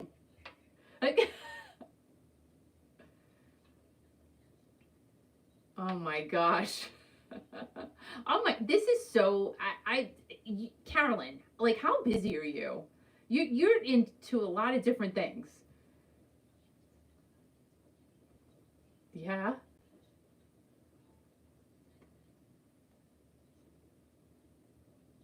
Right? No, seriously, Carolyn, it's amazing. No. What? Oh, the Billy Gibbons? I texted you.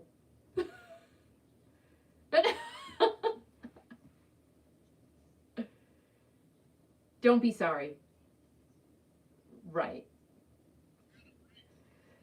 Now tell us about that show in Texas, and for crying out, all right, not only do you get to play with John Payne, but you got to play with Billy Gibbons of ZZ Top. Hello.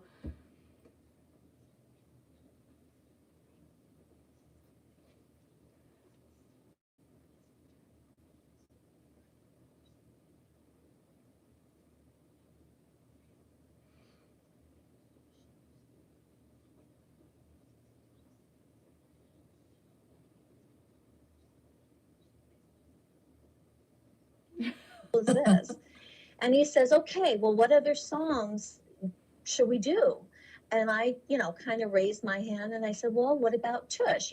I like that song. I know people like that song, and people are very familiar with it, not realizing that it's Dusty that sings that song, not Billy. Oh, gosh. And so Billy says to me, well, do you know it? I said, well, yeah. And he says, can you sing it? I'm like, yeah. He goes, okay, let's do it. And we broke into Tush. And again, I didn't realize it until after rehearsal when the guys told me, that's the Dusty song, Billy's song. I'm like, oh my God, I feel so foolish. But you did it. You did it. It did. I got to do it. And I'm telling you guys, it was a pretty amazing. Billy Gibbons is one of the, he and John Payne, they're my favorite rock stars. They are so nice and such good people, because I think I've shared this with you guys before. I have had the opportunity to play with some really huge rock stars and back them up vocally or get to sing lead with famous guitarists. And there are some not very nice ones. Oh, you had Doug on the other day. Doug is awesome. Everybody loves Doug. Everybody loves Doug. Doug Aldridge, awesome guy. And always fun to play with him. Yes. But Billy Gibbons, I mean, he was just so super nice. And he gave me some other parts to sing with him. Oh my gosh. We got gosh. to do a duet together. Oh my And it was just, yeah. And this place, this venue that we, and this gig that we had was so amazing. They were late getting me into my room. And the host of the party asked John if he would like Lou's room, since Lou wasn't going to make it, if John would like his suite. And John said, oh, no, thank you. I've already settled into my room. And I hadn't, because my room wasn't ready yet. And so he looked at me, and here I am with my suitcase. And I said, well, I have not settled into my room yet. And I got Lou Graham's suite. Oh, my, Carolyn, Yes. like, pinch me, and then pinch you. But Kiki, I wish you would have been there, because just wasted on me. It was this humongous, beautiful suite at the Virgin Hotel in Dallas. Girl, you deserve it. You deserve it. Oh, you're so sweet. You deserve It was a great time. Our host there, David, I hope he gets to listen to this. He really was the host with the most. He was just amazing. Oh, let me tell you what happened. Yeah. The coolest thing about this show was I'm on stage with Asia and Billy Gibbons, and I look over into the wings, and Coolio I cannot. and Tone Loc What the are heck? taking video of us. Oh, They're taking my. video of us. And I'm like, oh my God, am I dreaming right now? Yeah. This is so weird. Now, how cool were And they? oh my God. They were so nice. After the show, Coolio's taking a selfie of me on his phone with Oh him. my And, gosh. and everybody, it was just the best fun time And it was my comeback gig, because you guys know it's been a year since I've been on stage. Yeah. And so to come back like that was huge. And now I'm here in Alaska with these amazing, talented women in Hell's Bells. And you heard Adrian, this band has been around for 20 years. That's crazy. It is. And so for me to get the call, for me, it was out of the blue, but evidently it had been in the works. They had been discussing it for some time. I was very excited. And so, I had to start really learning my AC/DC songs, and I'm super excited for the shows tomorrow. I'm going to send you guys some video. Oh, please do. I can't wait. Like, I'm so excited for you. And I really mean that because you're so talented and you're so versatile, which is, again, you have to be, but you really can inject yourself into any situation and just shine. Well, some would say that I inject myself into too many situations. I don't think so. Thank you, Kiki. I don't think so because you got to do it, right? I mean, I would think at this stage of the game, listen, you gotta make the rounds and make it happen for you because no one else is going to do it for you, right? You know what, Kiki? You're absolutely right. And I did learn that some time ago. You got to make things happen. Mm-hmm. I used to say, I'm not going to knock on opportunity's door. I'm going to kick it down with my big black boot. Girl. And, I love it. And I have a big foot too. So I'm just having fun. I'm getting texts and messages from people right now going, oh my God, that's so cool. Billy Gibbons. And next weekend, I get to, of course, be with Asia again, Lou Gramm, and Alice Cooper, Thayer. I'm sorry, Tommy Thayer. Yeah. And who else? Who else is going to be there? So you got Lou Gramm, Alice Cooper, John Payne, Tommy Thayer, and I don't. Yes. That's it, right? That's a good bill right there. Yeah, I think so. I think that's it. Yeah, I get to bring my husband along on this one, so he gets to hang out. Nice. Yeah, he's excited. I mean, This is. Telling him, we're not worthy. You are. You definitely are worthy, Carolyn. You're very talented. But the thing is, like, so you're coming out of the last year with a huge bang. You are. And what do you? It feels so great, Kiki. I hope. I know that I have a lot of other friends who are getting back to the stage and they're playing again. There's some shows starting to happen. But I just feel so lucky. I really never did think I'd ever be in Alaska, especially with Hell's Bells. Yeah. They're world famous. And it's going to be so much fun. And I just see this next year with a whole lot of opportunities. My calendar's starting to fill up. And I just feel really like I'm just having fun, And that's, I think that's the attitude you have to have is, listen, I'm doing this for fun. I'm not doing this there's no other ulterior motive. I'm having a great time. I'm showing my talent off to everybody. And again, you're absolutely right. You're starting the year off with a bang. And I'm so thrilled for you. It's so fun to watch this. When am I going to see you guys again? Well, I was hoping next week, but that's not going to happen. So hopefully, very, very soon by summertime, wherever you guys are, we're going to try and get there. Okay. When you're with because there's some good shows coming up with Asia, Lou Gramm, and Steve Algeri. Yay! I think there's some other really amazing rock stars who are going to be involved in the next year, but I don't really want to say because I don't know if everybody's confirmed yet. Yeah. But they should, stay tuned. It's going to be a good year. I'm feeling really happy. And I miss you guys. And I hope that I do get to see you soon. When you should come to Vegas. I would love to. You know what? I love Vegas. I absolutely freaking love Las Vegas. I think it's the best town.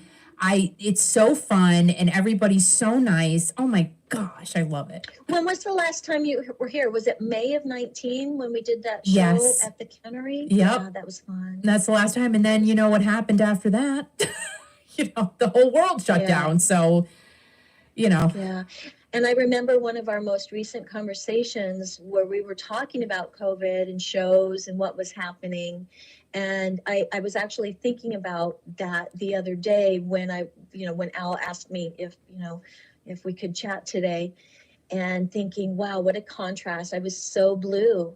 and so sad, about how everything was, and thinking that maybe I would never be able to get back to the stage. That's crazy, Carolyn. I mean, even that you had that thought. Yeah.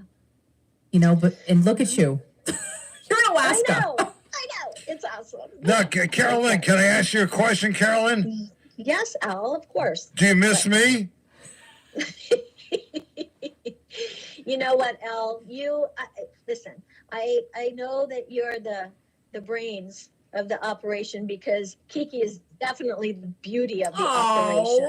You're Oh so my God. sweet. It's like the beauty and the beast. That's great. Thanks for sharing that with the whole radio listening audience, coast to coast and worldwide right now. That's great. Thanks, Carolyn. Hey, can I say something? I don't want to take up the whole show or anything, but Yeah. I really, really love to give a shout out to our friend Wayne. I don't know if you guys know this, but my friend Wayne, who I met a couple of years ago now, he's been to so many states, including Canada, to come and hear me sing and take video. And he also started up a fan page for me, which was just, I was so blown away when I saw that one day. And it's his birthday, and I just really want to say happy birthday, Wayne, and I appreciate everything you do. He sends me little presents, Christy.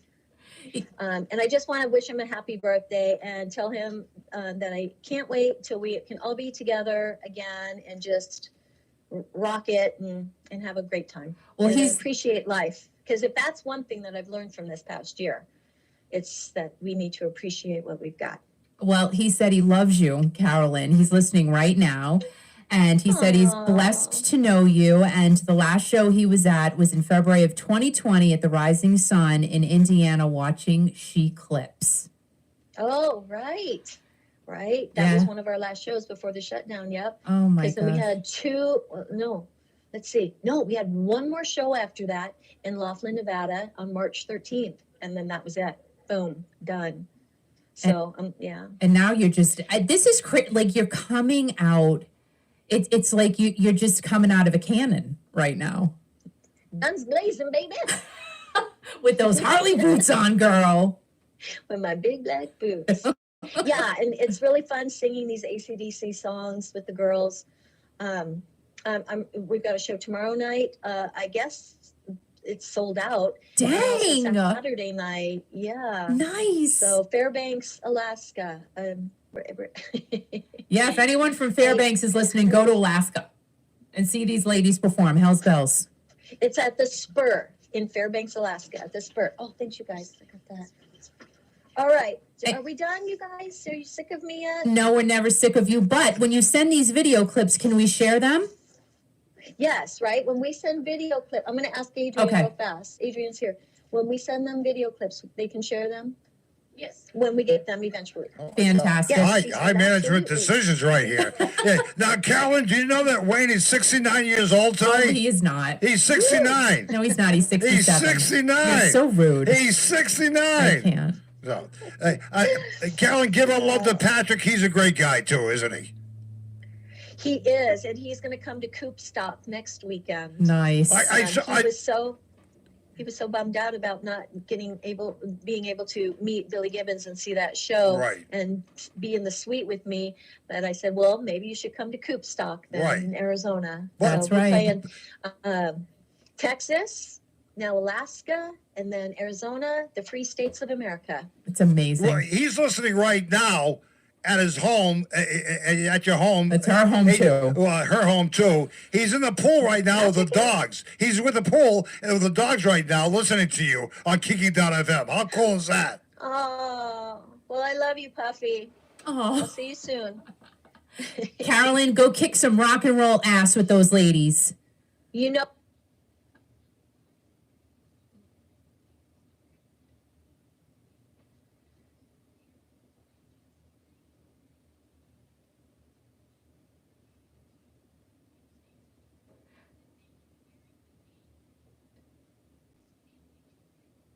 Yep. Yes, you can. All right, darling. Bye. All right, love you too. Bye. Dang. tonight was a great freaking night. Like, was this not a great night? Oh my gosh. Oh, he's still talking. Oh, they're singing! Dang! Listen to Kiki.fm right now. Is that Carolyn? Holy shit. Amazing. Oh my gosh. So, go and follow Hell's Bells. I don't have their information in front of me. But when we get the video clips from Carolyn, we will share them on Kiki.fm. I can't share them on my Kiki Classic Rock page because it's still down on Facebook. Just saying. Al told me not to say it, but I don't care. I'm mad because I don't know what the hell I did. I impersonated myself, apparently, which I didn't know I couldn't be me. Whatever. Yeah, and it's Wayne's 67th birthday. Al's just busting your beans. Oh, did I not put, oh my God, I didn't put my earrings on. That's a crime. That's a crime. Anyway. What a great night. Imagine performing in Alaska. I can't. A couple weeks ago, Carolyn's performing with Billy Gibbons of ZZ Top, Mr. John Payne of Asia. Lou Graham, unfortunately, was not feeling well, so he couldn't be there. Right now, she's with Hell's Bells in Alaska, going to be performing all weekend. Tomorrow night's a sold-out show. Oh my gosh. And then next weekend, that was so nice of her to mention me. Well, because she loves you. She appreciates you, Wayne. I mean, that's right. So cool. You appreciate her. She appreciates you, which is amazing. Carolyn's an amazing person. And then next week, she's with Alice Cooper of Alice Cooper. He's not an impersonator. He's Alice Cooper. And I'm sure his wife Cheryl's going to be there. And Tommy Thayer of Kiss. Hello. Tommy Thayer of Kiss, right? John Payne of Asia. My buddy John. Oh my gosh. Love him so much. And ladies and gentlemen, Mr. Lou Graham. Wayne is going to be there, and you are in for such a treat. I wanted to go to that show so bad. So bad. But I'm doing something else, and I have to do that. Highway to Hell. God dang it. This is so fun. Alaska. How crazy. So amazing. Highway to Hell. I can't sing like that. I'm not even going to try that.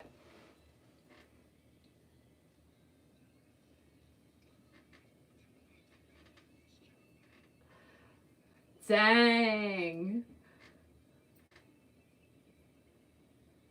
No!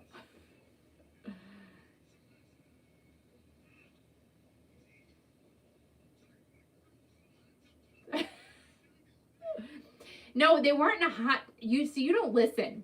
They were in the hot springs. So it's like a natural made hot water bath type of thing with steam coming out of it, 101 degrees. Were you not listening? God. It wasn't a hot tub where you get like cooties or something. You don't get cooties in hot springs. Get cooties? No cooties. No cooties there. I get it. You know what's calling me during that interview? The talk with Carolyn was my skill again. He calls you again? I love him. I couldn't answer the phone because I'm busy. I got so much technical stuff going on. I turn this on, turn it on. I forget to turn it. Well, how come I didn't hear it beeping?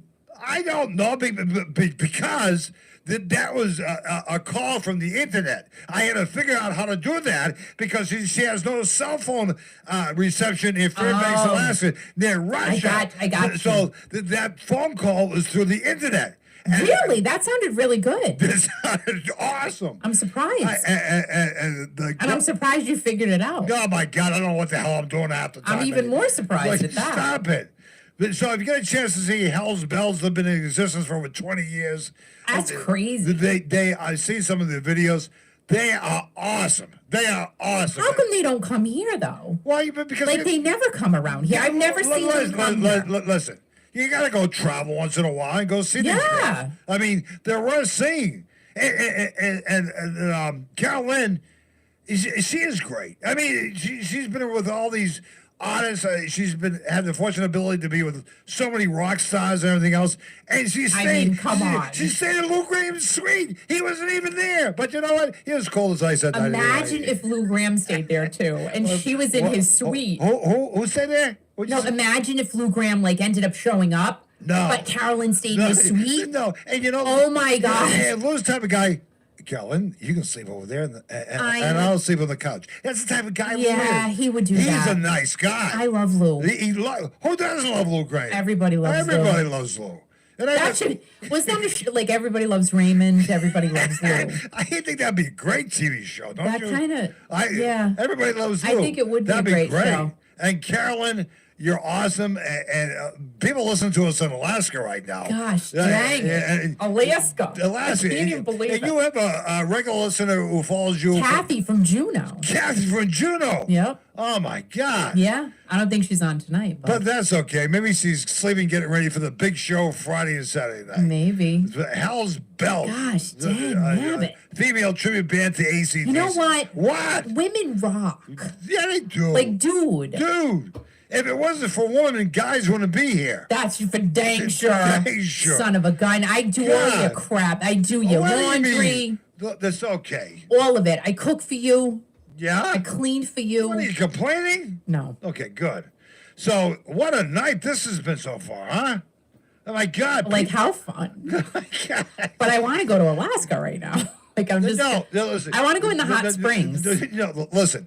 We can go to Alaska if the Hell's Bells performs there again. But from what I understand, it's a really rowdy crowd, right? That sounds awesome. But this is our planned trip for later this year. Maybe summer, fall. We're going to drop by Ralph Fleischman's house in Wisconsin. Yes. Oh, we got to go on a cheese tour. He promised me that by July, he'll have the room done. He already forgot. No, he didn't forget. He already forgot. So he's like, you're not coming to my house. He listens to Kiki F.FM every morning. That guy isn't that crazy? I love Robert. I love Robert. I appreciate Robert so much. So we're going to go to Robert Fleischman's house in Wisconsin. Robert, we're coming to your house. We're going to go to Chicago, then take a flight from Chicago to Wisconsin. But here's the thing. I'm not done yet. Okay. And then we're going to fly from Wisconsin to Oregon, right? And we're going to meet and greet with Mike Skill from We're gonna have a meet and greet. We're gonna meet him at the local Starbucks with his beautiful wife Cheryl. Oh my God, the story he told about Cheryl, I never knew that before. So let's talk about this right now. Oh my God! How many times has Carolyn performed with Fee Waybill of the Tubes? What it been? Right, we're all connected here. But you ask Fee Waybill how many times he's performed with Carolyn, he won't remember Jack Ballori. How do you know? You don't know that. He drinks a lot of red wine. I know all right, that. so what I'm hoping. Talk to you later. All right, go ahead. What I'm hoping. She's a beauty. Go ahead. Is that this year. This year. This is my my dream show. Dream show from Kiki.FM. And here's my little unicorn. I gotta get up early in the morning to the morning. Make my wish come true. Your wish come true. So I want to see my buddy John Payne. John, you know, all right, ready? Wait. But Carolyn did a great accent of him. I mean, that was right up. She did. It's right up. Totally did. Okay. You got to be very laid back when you talk like John. All right, hold on. Okay. Sorry. So, John Payne of Asia. Wait a minute. Here's my first wish. Boing! All right, there's my first one. Okay, go ahead. Steve Augeri, former lead singer of Journey. Oh, he is great. Boing! He was so nice. I'm not done with my show list yet. All right, I'll shut up. Fine. Go ahead, Kiki. Mr. Lou Graham. Look, he would love Lou Graham. And Lou Graham only. You could talk to Lou, and I could sit and talk to Bob. And hold on a minute for a long time. One more. And Bob and I would talk about nothing, but you and Lou would probably talk about it.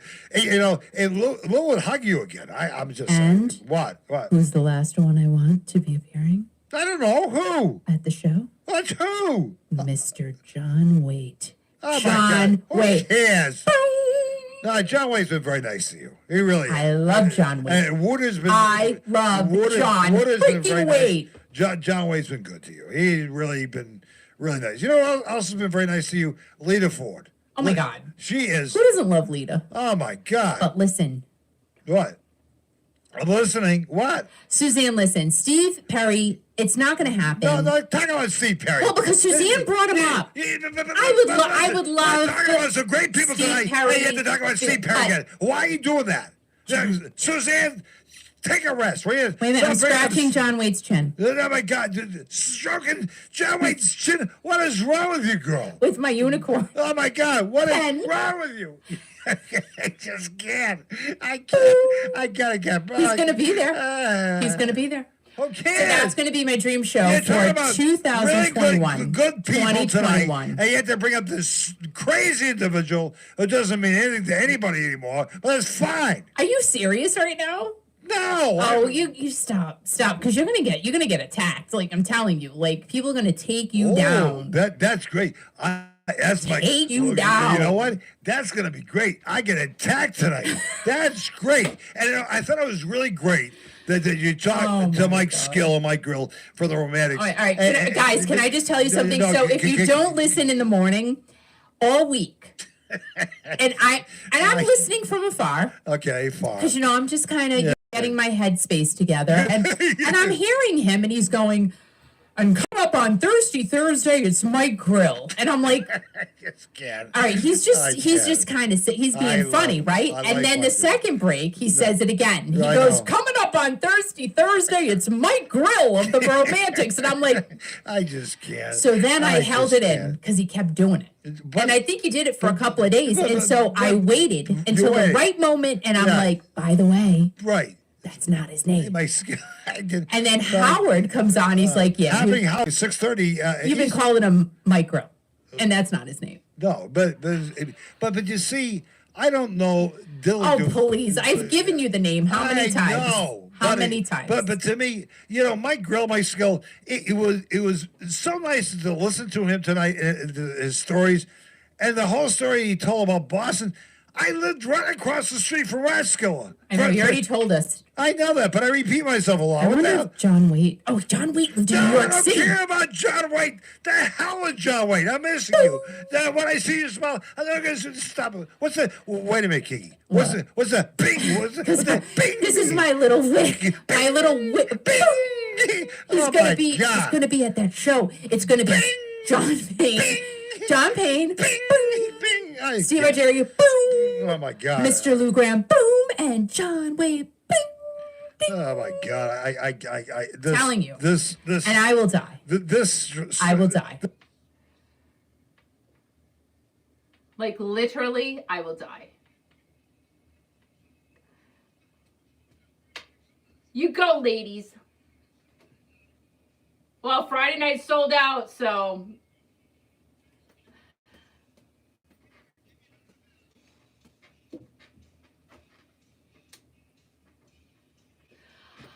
Woo! Oh my gosh. What a night. Like, I don't even, I'm so, right now, I can't. Kiki with the bing and Al with the wah wah. I know Al is wah. So it would be Piper. What? Thanks, Piper. I love this. I'm missing out. I am missing out. Suzanne, you're blessed. You have a Steve Perry song named after you. Oh my gosh, I know it's Suzanne. You guys are funny. You guys are funny. And don't listen to Al about Steve Perry, and because he's just, I told you, he's just jealous. But it is what it is. I don't even, So, who likes John Waite? I do. I'm just saying. I love him. And, all right, can I tell you something? I'm not going to say on the radio because it made Al really mad, even though he's going to see this anyway. So, John Waite posted this video. It was so cute. It was this woman, and she was in a nursing home, and she couldn't see her husband, who she's been married to for many, many years, like decades, right? And she comes out of her room, and her husband moved into the nursing home. But she didn't know because she hasn't seen him because of COVID. And she started crying, and they were hugging each other. And I almost, because John Waite posted it, so I almost responded to John and said, oh my God, that's going to be me and you in the nursing home one day. But I didn't, because that would be bad, because I'm married. You know what I mean? But it just came to my head when I saw that. He reposted that, and I thought it was so sweet and so cute. Yeah. But I did tell Al. So, he's not okay with it at all. But I am. And I just thought it was really sweet. It was really cute. And, he was crying. And she was crying, and they were hugging each other. It was so, gosh, dang it. Go on John Waite's Twitter. He's at Grenadine3 or something. And you gotta go find him, and you gotta ask him to, like, or just go through his stuff and see if you can see that video. It's so freaking cute, and it's so sweet. Yeah. I loved it. I did. This weekend, as I said, I'm working all weekend, so I have nothing interesting to say at all about this weekend. Anyone do anything fun? The weather is so crappy here right now. Like, it has been pouring for the past, I don't know, 4 or 5 hours. Like pouring. Like, it is raining. It's raining so, like, it's so hard. It's crazy. Yeah, and it's been freezing. Absolutely freezing here. Like, no joke. I don't know what happened. We went from, like, almost 80s to, I don't know, what is it, 30? It's cold. But what am I complaining about? Carolyn's got snow over there, but she said it's really nice in Alaska. So at least the weather's good. And she has hot springs, which we don't have that here. I just have Al yelling at me. So I guess I'll have to take that.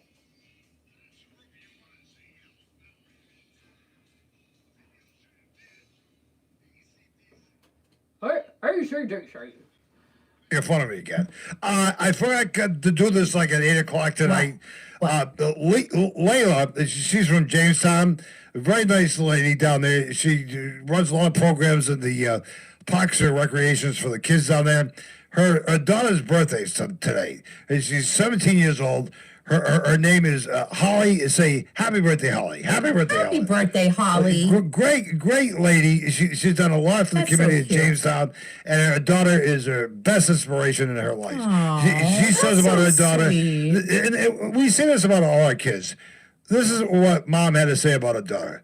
You are my greatest treasure, and you inspire me every day. That is so beautiful. So happy birthday, Holly. Happy birthday, Holly. You have a great mom there. Yeah, we're gonna have Holly on the radio with us someday. Okay. Because she's happening Holly. I can't get that. That's so cute. Isn't it great? So Motoring Mark is doing a good job with the traffic reports. He really is. He's tearing it up. He's tearing it up. And today really was hardcore. That was a lot of A lot of work went into that. We thank you. No, he does a lot of work.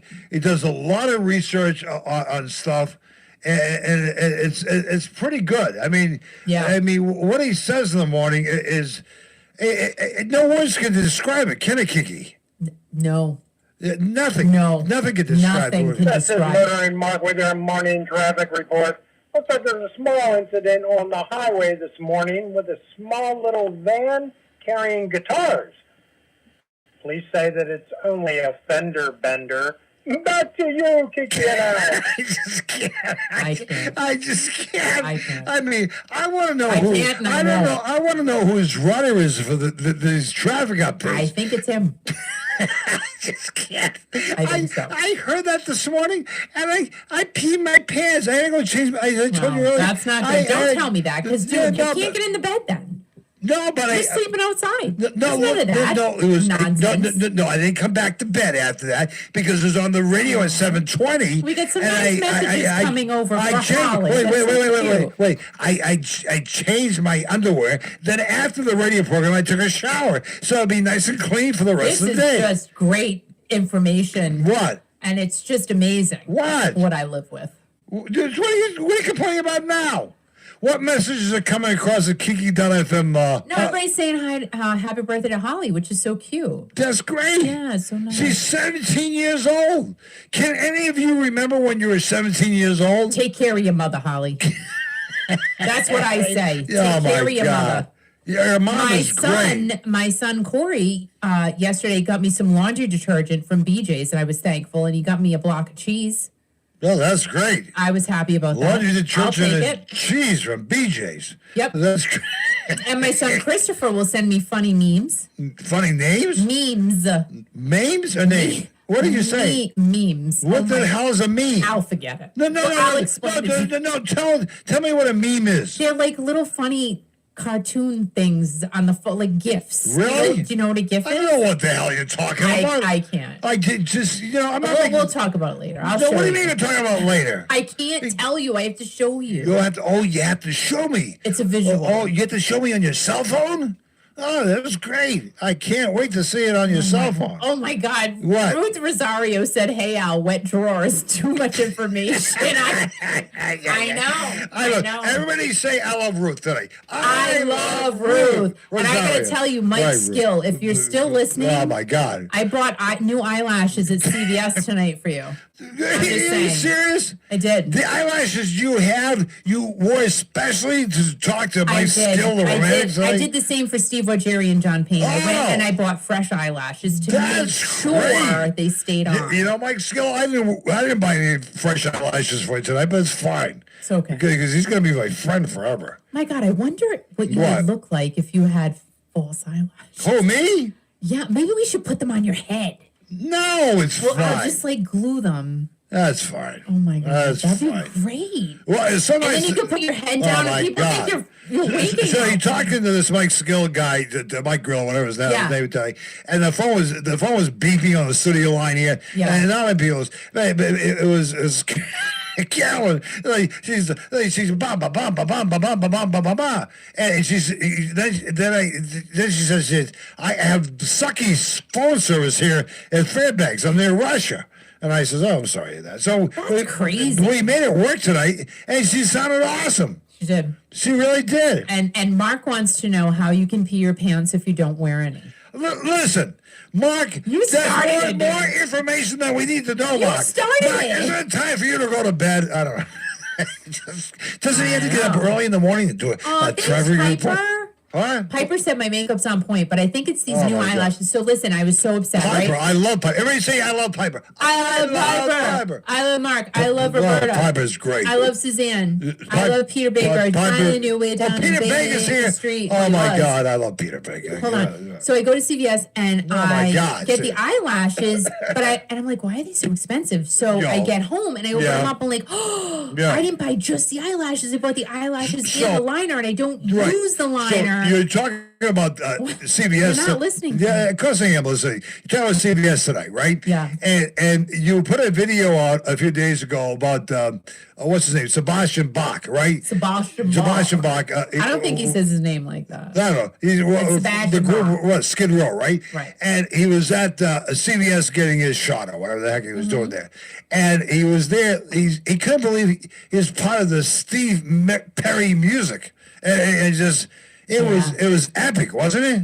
If you want to see the video, if you have nothing else to do tonight, Right, if and you you're have nothing lonely else and to you're do. all by yourself, just go to Kiki Classic Rock YouTube and see the video on what's the name of the video you do? I don't know. You don't know. Steve Perry serenaded Sebastian Yeah, Bach. right. So And listen, if you want to watch some really not good artistic creativity, go Yeah. ahead and watch it. What are you talking about? Go ahead and watch it. Oh my If you want to God. watch like a You 2-year-old know, I put think something together. I'm thinking in a few weeks from now, I'm going to pull like an all-nighter, all-weekend thing Why?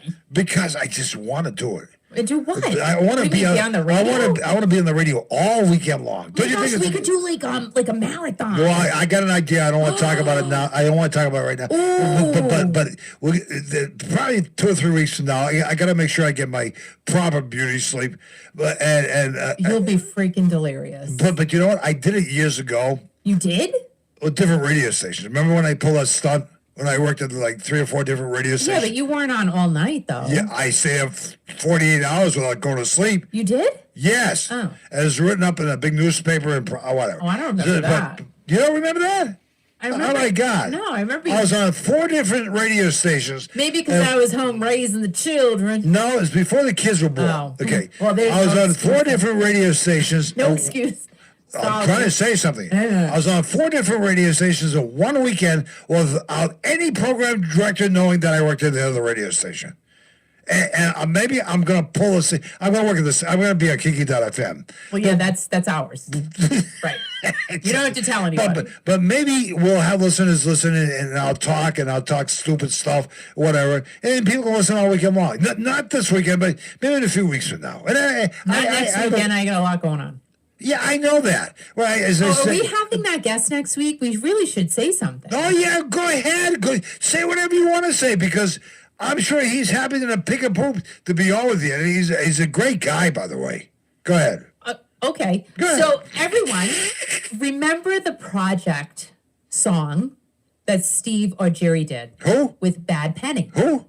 Steve or Jerry. And I need a picture of him. My picture. Well, you've been talking about this for John, weeks. I know, but I need that. Yeah. I really need that in my life. So anyway, so Steve or Jerry did the song Lose Myself with Bad Penny. Yes. And it's like doing amazingly well. It really is. So the originator of the group, Yes. Bad Penny, Yes. Mike Holtzman, is going to be on with me next week. Shut up. Are you serious? Shut up. Shut up. Mike Holson's going to be on with you I'm next not week? even kidding you. There is no joking here. Mike Holson from Bad Penny's going to be on I with you next- know. I know. And there may be another guest on as well with him, but I'm not sure yet. That has not been confirmed, so I don't want to say No, that's anything. not going to happen. Oh, it's not. You didn't tell me that. I forgot to tell you. That's Oh. it. But well, it probably won't happen. But you see, don't say that. Roberta's all happy. What, Roberta? Yeah. Why is Roberta all happy? Because Mike Holtzman, who just did the song with Steve What O'Jury, was the song called again? Lose Myself. You gonna play it? Thanks. Lose And then Myself by who? Bad Penny, And who's the lead vocalist in that song? Steve O'Jury. Yeah, that song is pretty darn good. You know Yeah. what? And I know Kelly listens on Alexa like every day from Ohio. And every day, I when I play it and when I see her listening, I play it. She gets all excited. She posts pictures of her Alexa. Wow, because You know, I mean, like Steve Elizabeth. O'Jury's pretty amazing. So next Thursday on this radio station, on this very radio program, Kiki Down FM on your Thursday, you're talking to who again? Mike Holtzman On Bad Penny. of Bad Penny. That's pretty cool. So get your That's change going out. to be live. Get your change out. Get your dollar bills and throw them at your laptop. So he can swear like Mike Skill, right? Oh my God, that was great. Bye, Suzanne. Oh, Suzanne's going? Yeah. Suzanne, you can't go. From Western Oh, my Pennsylvania. God. Suzanne, you're leaving? Oh, man, Eat a God. Hershey's Kiss for me. I don't know if you're near Hershey Park, but is that even open anymore? I don't know. I don't know. That was a great park I wonder to go if to. they're going to open this year. I don't know. I don't know. I wonder if we're going to have fairs and I festivals. don't. I'm going to Having a ask fair- every week. I don't know I'm if gonna anybody's ask gonna have a every fair. single week. I want to know. Is Roberta still up right now? Yeah. Oh, my God. Yeah. This guy's past your bedtime, It's girl. past my bedtime. But, you know, We have to be on at 6 o'clock. Well, you're on at 6. I'm Oh, just my running God. around. Yeah, but I get up at Yeah. 4:30, 5 Oh, o'clock. you're ridiculous. Yeah, I gotta get Oh, ready my to do all this production and preparation for the big morning show. I just can't. And I have this fool on with me every morning at 6:30 and Right. happening Yeah, Howard. it's a lot of You preparation. know, yeah, he's so excited to be on the radio. You know, he really is. Right. You know, it really is. So next I week, love Howard. Howard, I love you, by the way. he's not listening. He's Just asleep. saying. I know he's not, but I love you, because Howard. And Michelle, when you if Oh, my you listen God. tomorrow morning while you're working out, hi, I love you. I miss you. So anyway, What? no, nothing. So who do you have on next Thursday? I can't remember now. Mike Holtzman from Bad Penny. That's gotta be good, And isn't it? we're gonna. Roberta said, "I'm retired. She can listen whenever she wants." Oh my God, Roberta, you can pull it all night with kicking out on the radio. That'd be Oh my great. God, that would be freaking awesome. Freaking awesome. Dude, That Dude. would be fun. you know what? You're Roberta. No. Yes, yes. And you know, she could drink it and get Oh my have God, some she can wine, bake? then they can fall asleep and then wake Freaking up. awesome. You know, back in my college days, we're on the live radio. My old friend Dennis McCarthy, we're on Larry Glick on WBC in Oh my Boston. God, you're so weird. No, but I just Who the heck is Larry Glick? I my remember that God. name, but the Larry Glick was a She said- overnight radio talk show host on WB. He's passed away now. The Larry Glick hour. And a guy we went to college with, Muck Meyer, he was a blind guy. He was a producer for the Larry Glick radio program. oh, And Dennis and I were, I don't know why I'm bringing this up, but because you're talking about Roberta being up all night. Roberta, when you're on with me, you can go to take a nap and then wake up like 2 o'clock in the morning and say, Al, I'm still here. he won't let you. He will not let you take a nap. So He'll be like, "Can you make some more my biscotti?" God. But oh my God, she's a great cook, right? Yeah. So next week, who do you have on? Mike. Holtzman from Bad Penny. So you know what? We might be talking about Steve O'Jerry. I'm sure we will. And Todd Latour. And whoever else comes up.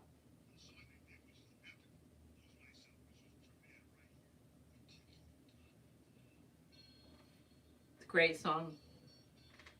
Isn't that Steve Jerry singing that song? Jeez, God, it's so good. So good. Song is amazing. Like, that's why it's doing well. It's amazing.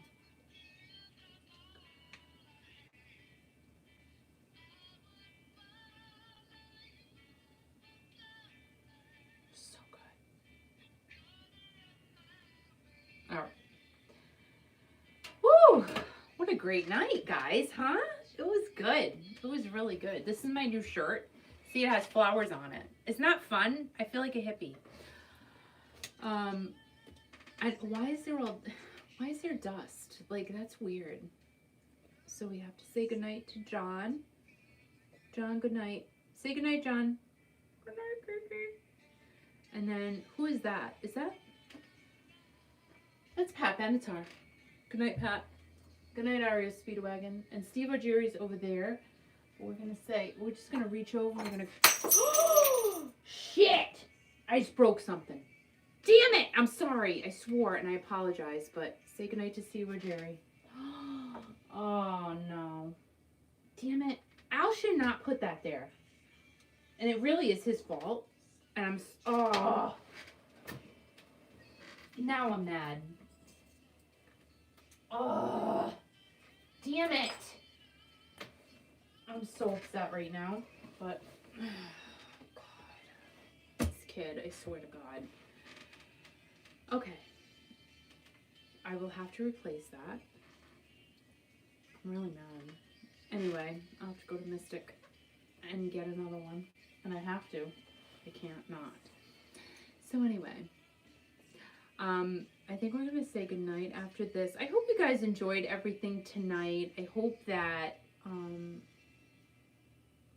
yeah, I just hope the music is keeping you going, because it's keeping me going, for sure. This music, man, I'm telling you, this is what gets me through every single day.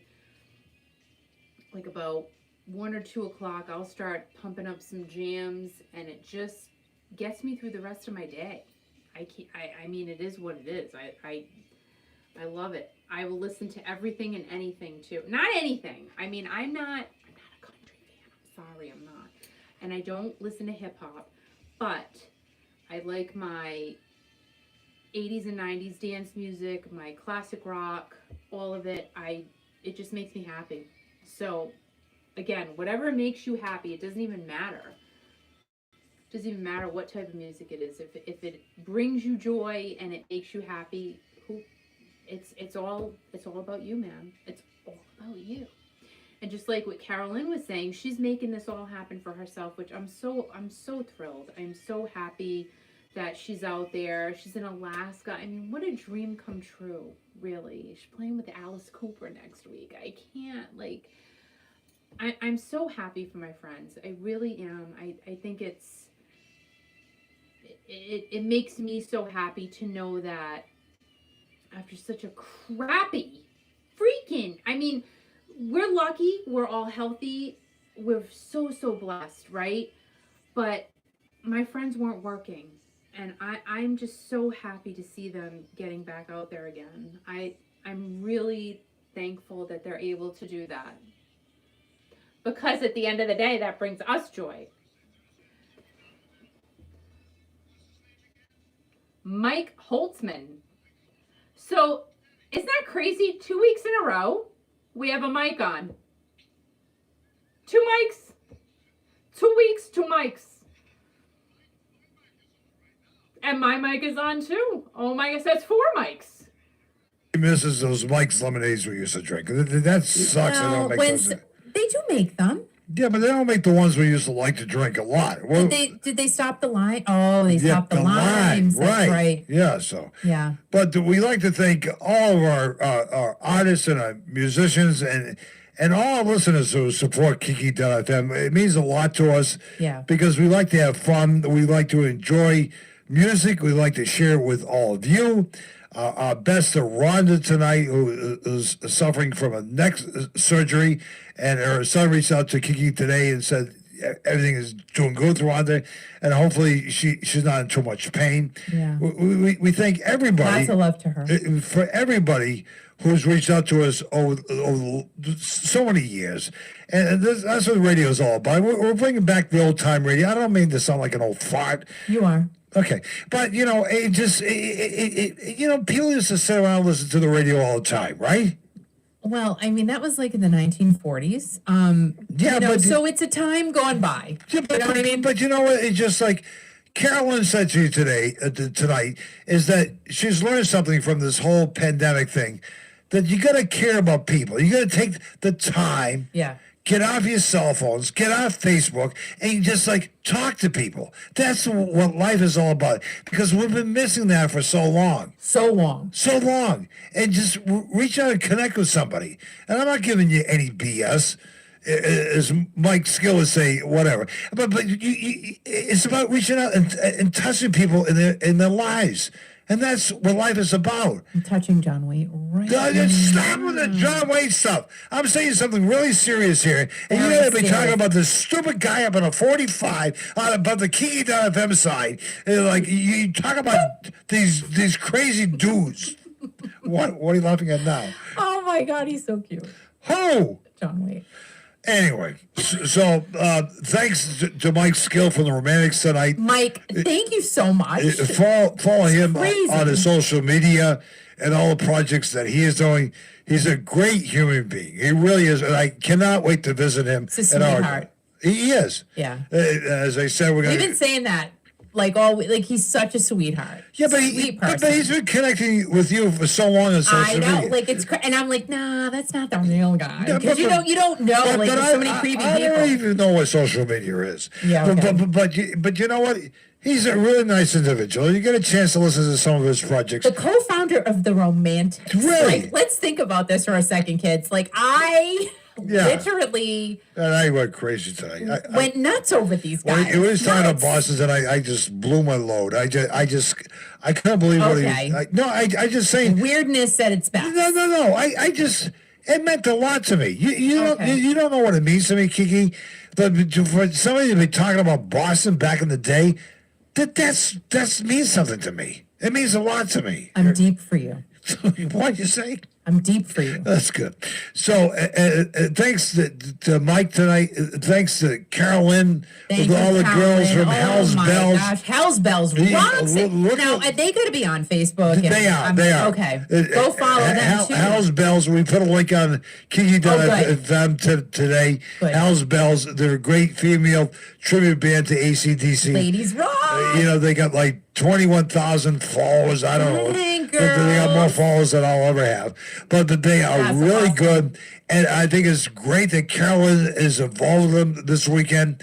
And she does so much. She performed with John Payne and Asia for so long, Lou Graham, and all these fabulous artists. And just a few weeks ago, she sang Tush Push with Billy Gibbons with ZZ Top. No, it's just called Tush. It's just Tush.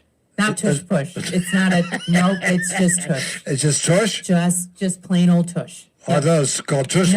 Nope, it was not. Am I saying the name wrong? Yep, it's just Tush. Are you making fun of me? Plain old Tush. You get on the radio with me in the morning, in the early morning hours, and you make fun of me. And I just can't deal with this. No, I don't make fun of you. You don't? What are you doing then? Nothing. Say goodnight to Piper. Good night, Piper. Oh, by the way, ladies and gentlemen, it's Wayne's birthday today. So everybody, say happy birthday to Wayne again, because this is ridiculous. We need to just tear it up for Wayne. And Holly in Jamestown, she's 17 years old tonight. Happy birthday, Holly. Oh, my God. For crying out loud, go have a good time with your mama. Boy, but you know what? She's catching up to me, isn't she? No. That'll not happen. That won't happen. So, Kiki, thank you for a nice, enjoyable night. Oh, thank you. Thank you for doing all the hard work behind the scenes, Mr. Alfred. Oh, my God. They're people are beeping in, and I'm trying to figure out this technical stuff. And, Carolyn sounded awesome. She's so excited, her compression was over the top. I wanted to ask her what type of microphone she was using. She was using her Facebook, or whatever the hell she was using, right? Mark said, "Have a great night, Kiki Nation. You're the best. Keep Mark is still up. He's gonna go to sleep. He's gonna get up early in the morning to do a traffic report. I know he's busy. Mark, you got stuff to do. You know, his lovely wife. I thank her for putting up with it. Thank you for putting up with us. Oh my God! Really. Oh my God! Sorry. So, Kiki, I love you. I love you. I mean, even though I love Roberta. Roberta, good night. We love you so much. Roberta's still here. Even though I love you, Al. Like, honestly, even though I love John Waite, I love you. What do you say? Share with the radio listeners right now. If they didn't hear it at 6:30 this morning, what you were saying about John Waite. No, I already talked about it. Oh, you did? It's fine. No, you didn't talk about it on the radio. You talked about it on the... I did talk about it on the radio. You did? I did. Then you talked about it this morning. Yeah. It's fine. It's fine. It's fine. Yeah, it's fine. Oh my God. I love Boston. I love Boston. You know what? This freaking music is just, it's so good. So good. My God. This music, dude. Boston. It's still there. Yeah, it's been there since like what?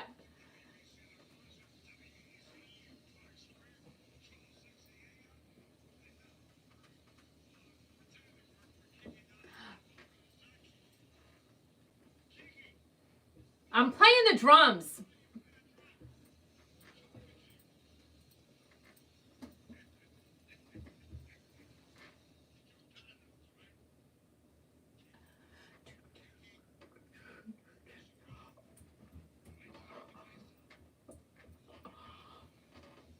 Everybody now. Oh my God.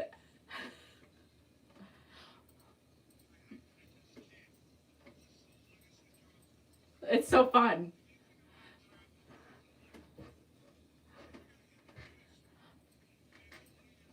Why?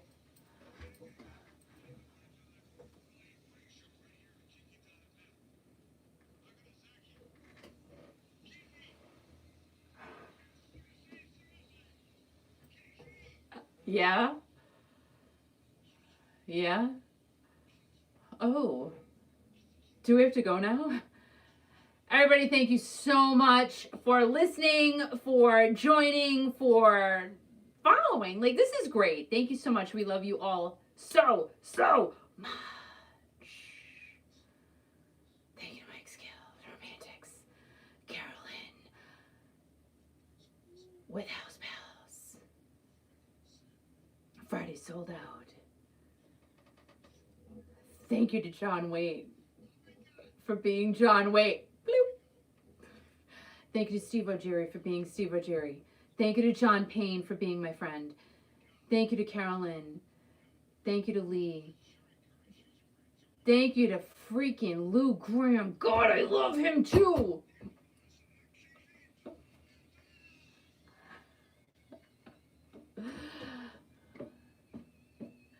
Woo! Guys, thank you so much. You are the best ever. Love you guys so much. See you next Thursday. Mike Holtzman from Bad Penny will be joining me. Hopefully. I think he is. He said he is. He said he is, so he's gonna. Bye, guys. Have an awesome weekend. Have a great night. Have a great weekend. Have a great everything. We love you, and we thank you so much. Thank you, guys. Nighty.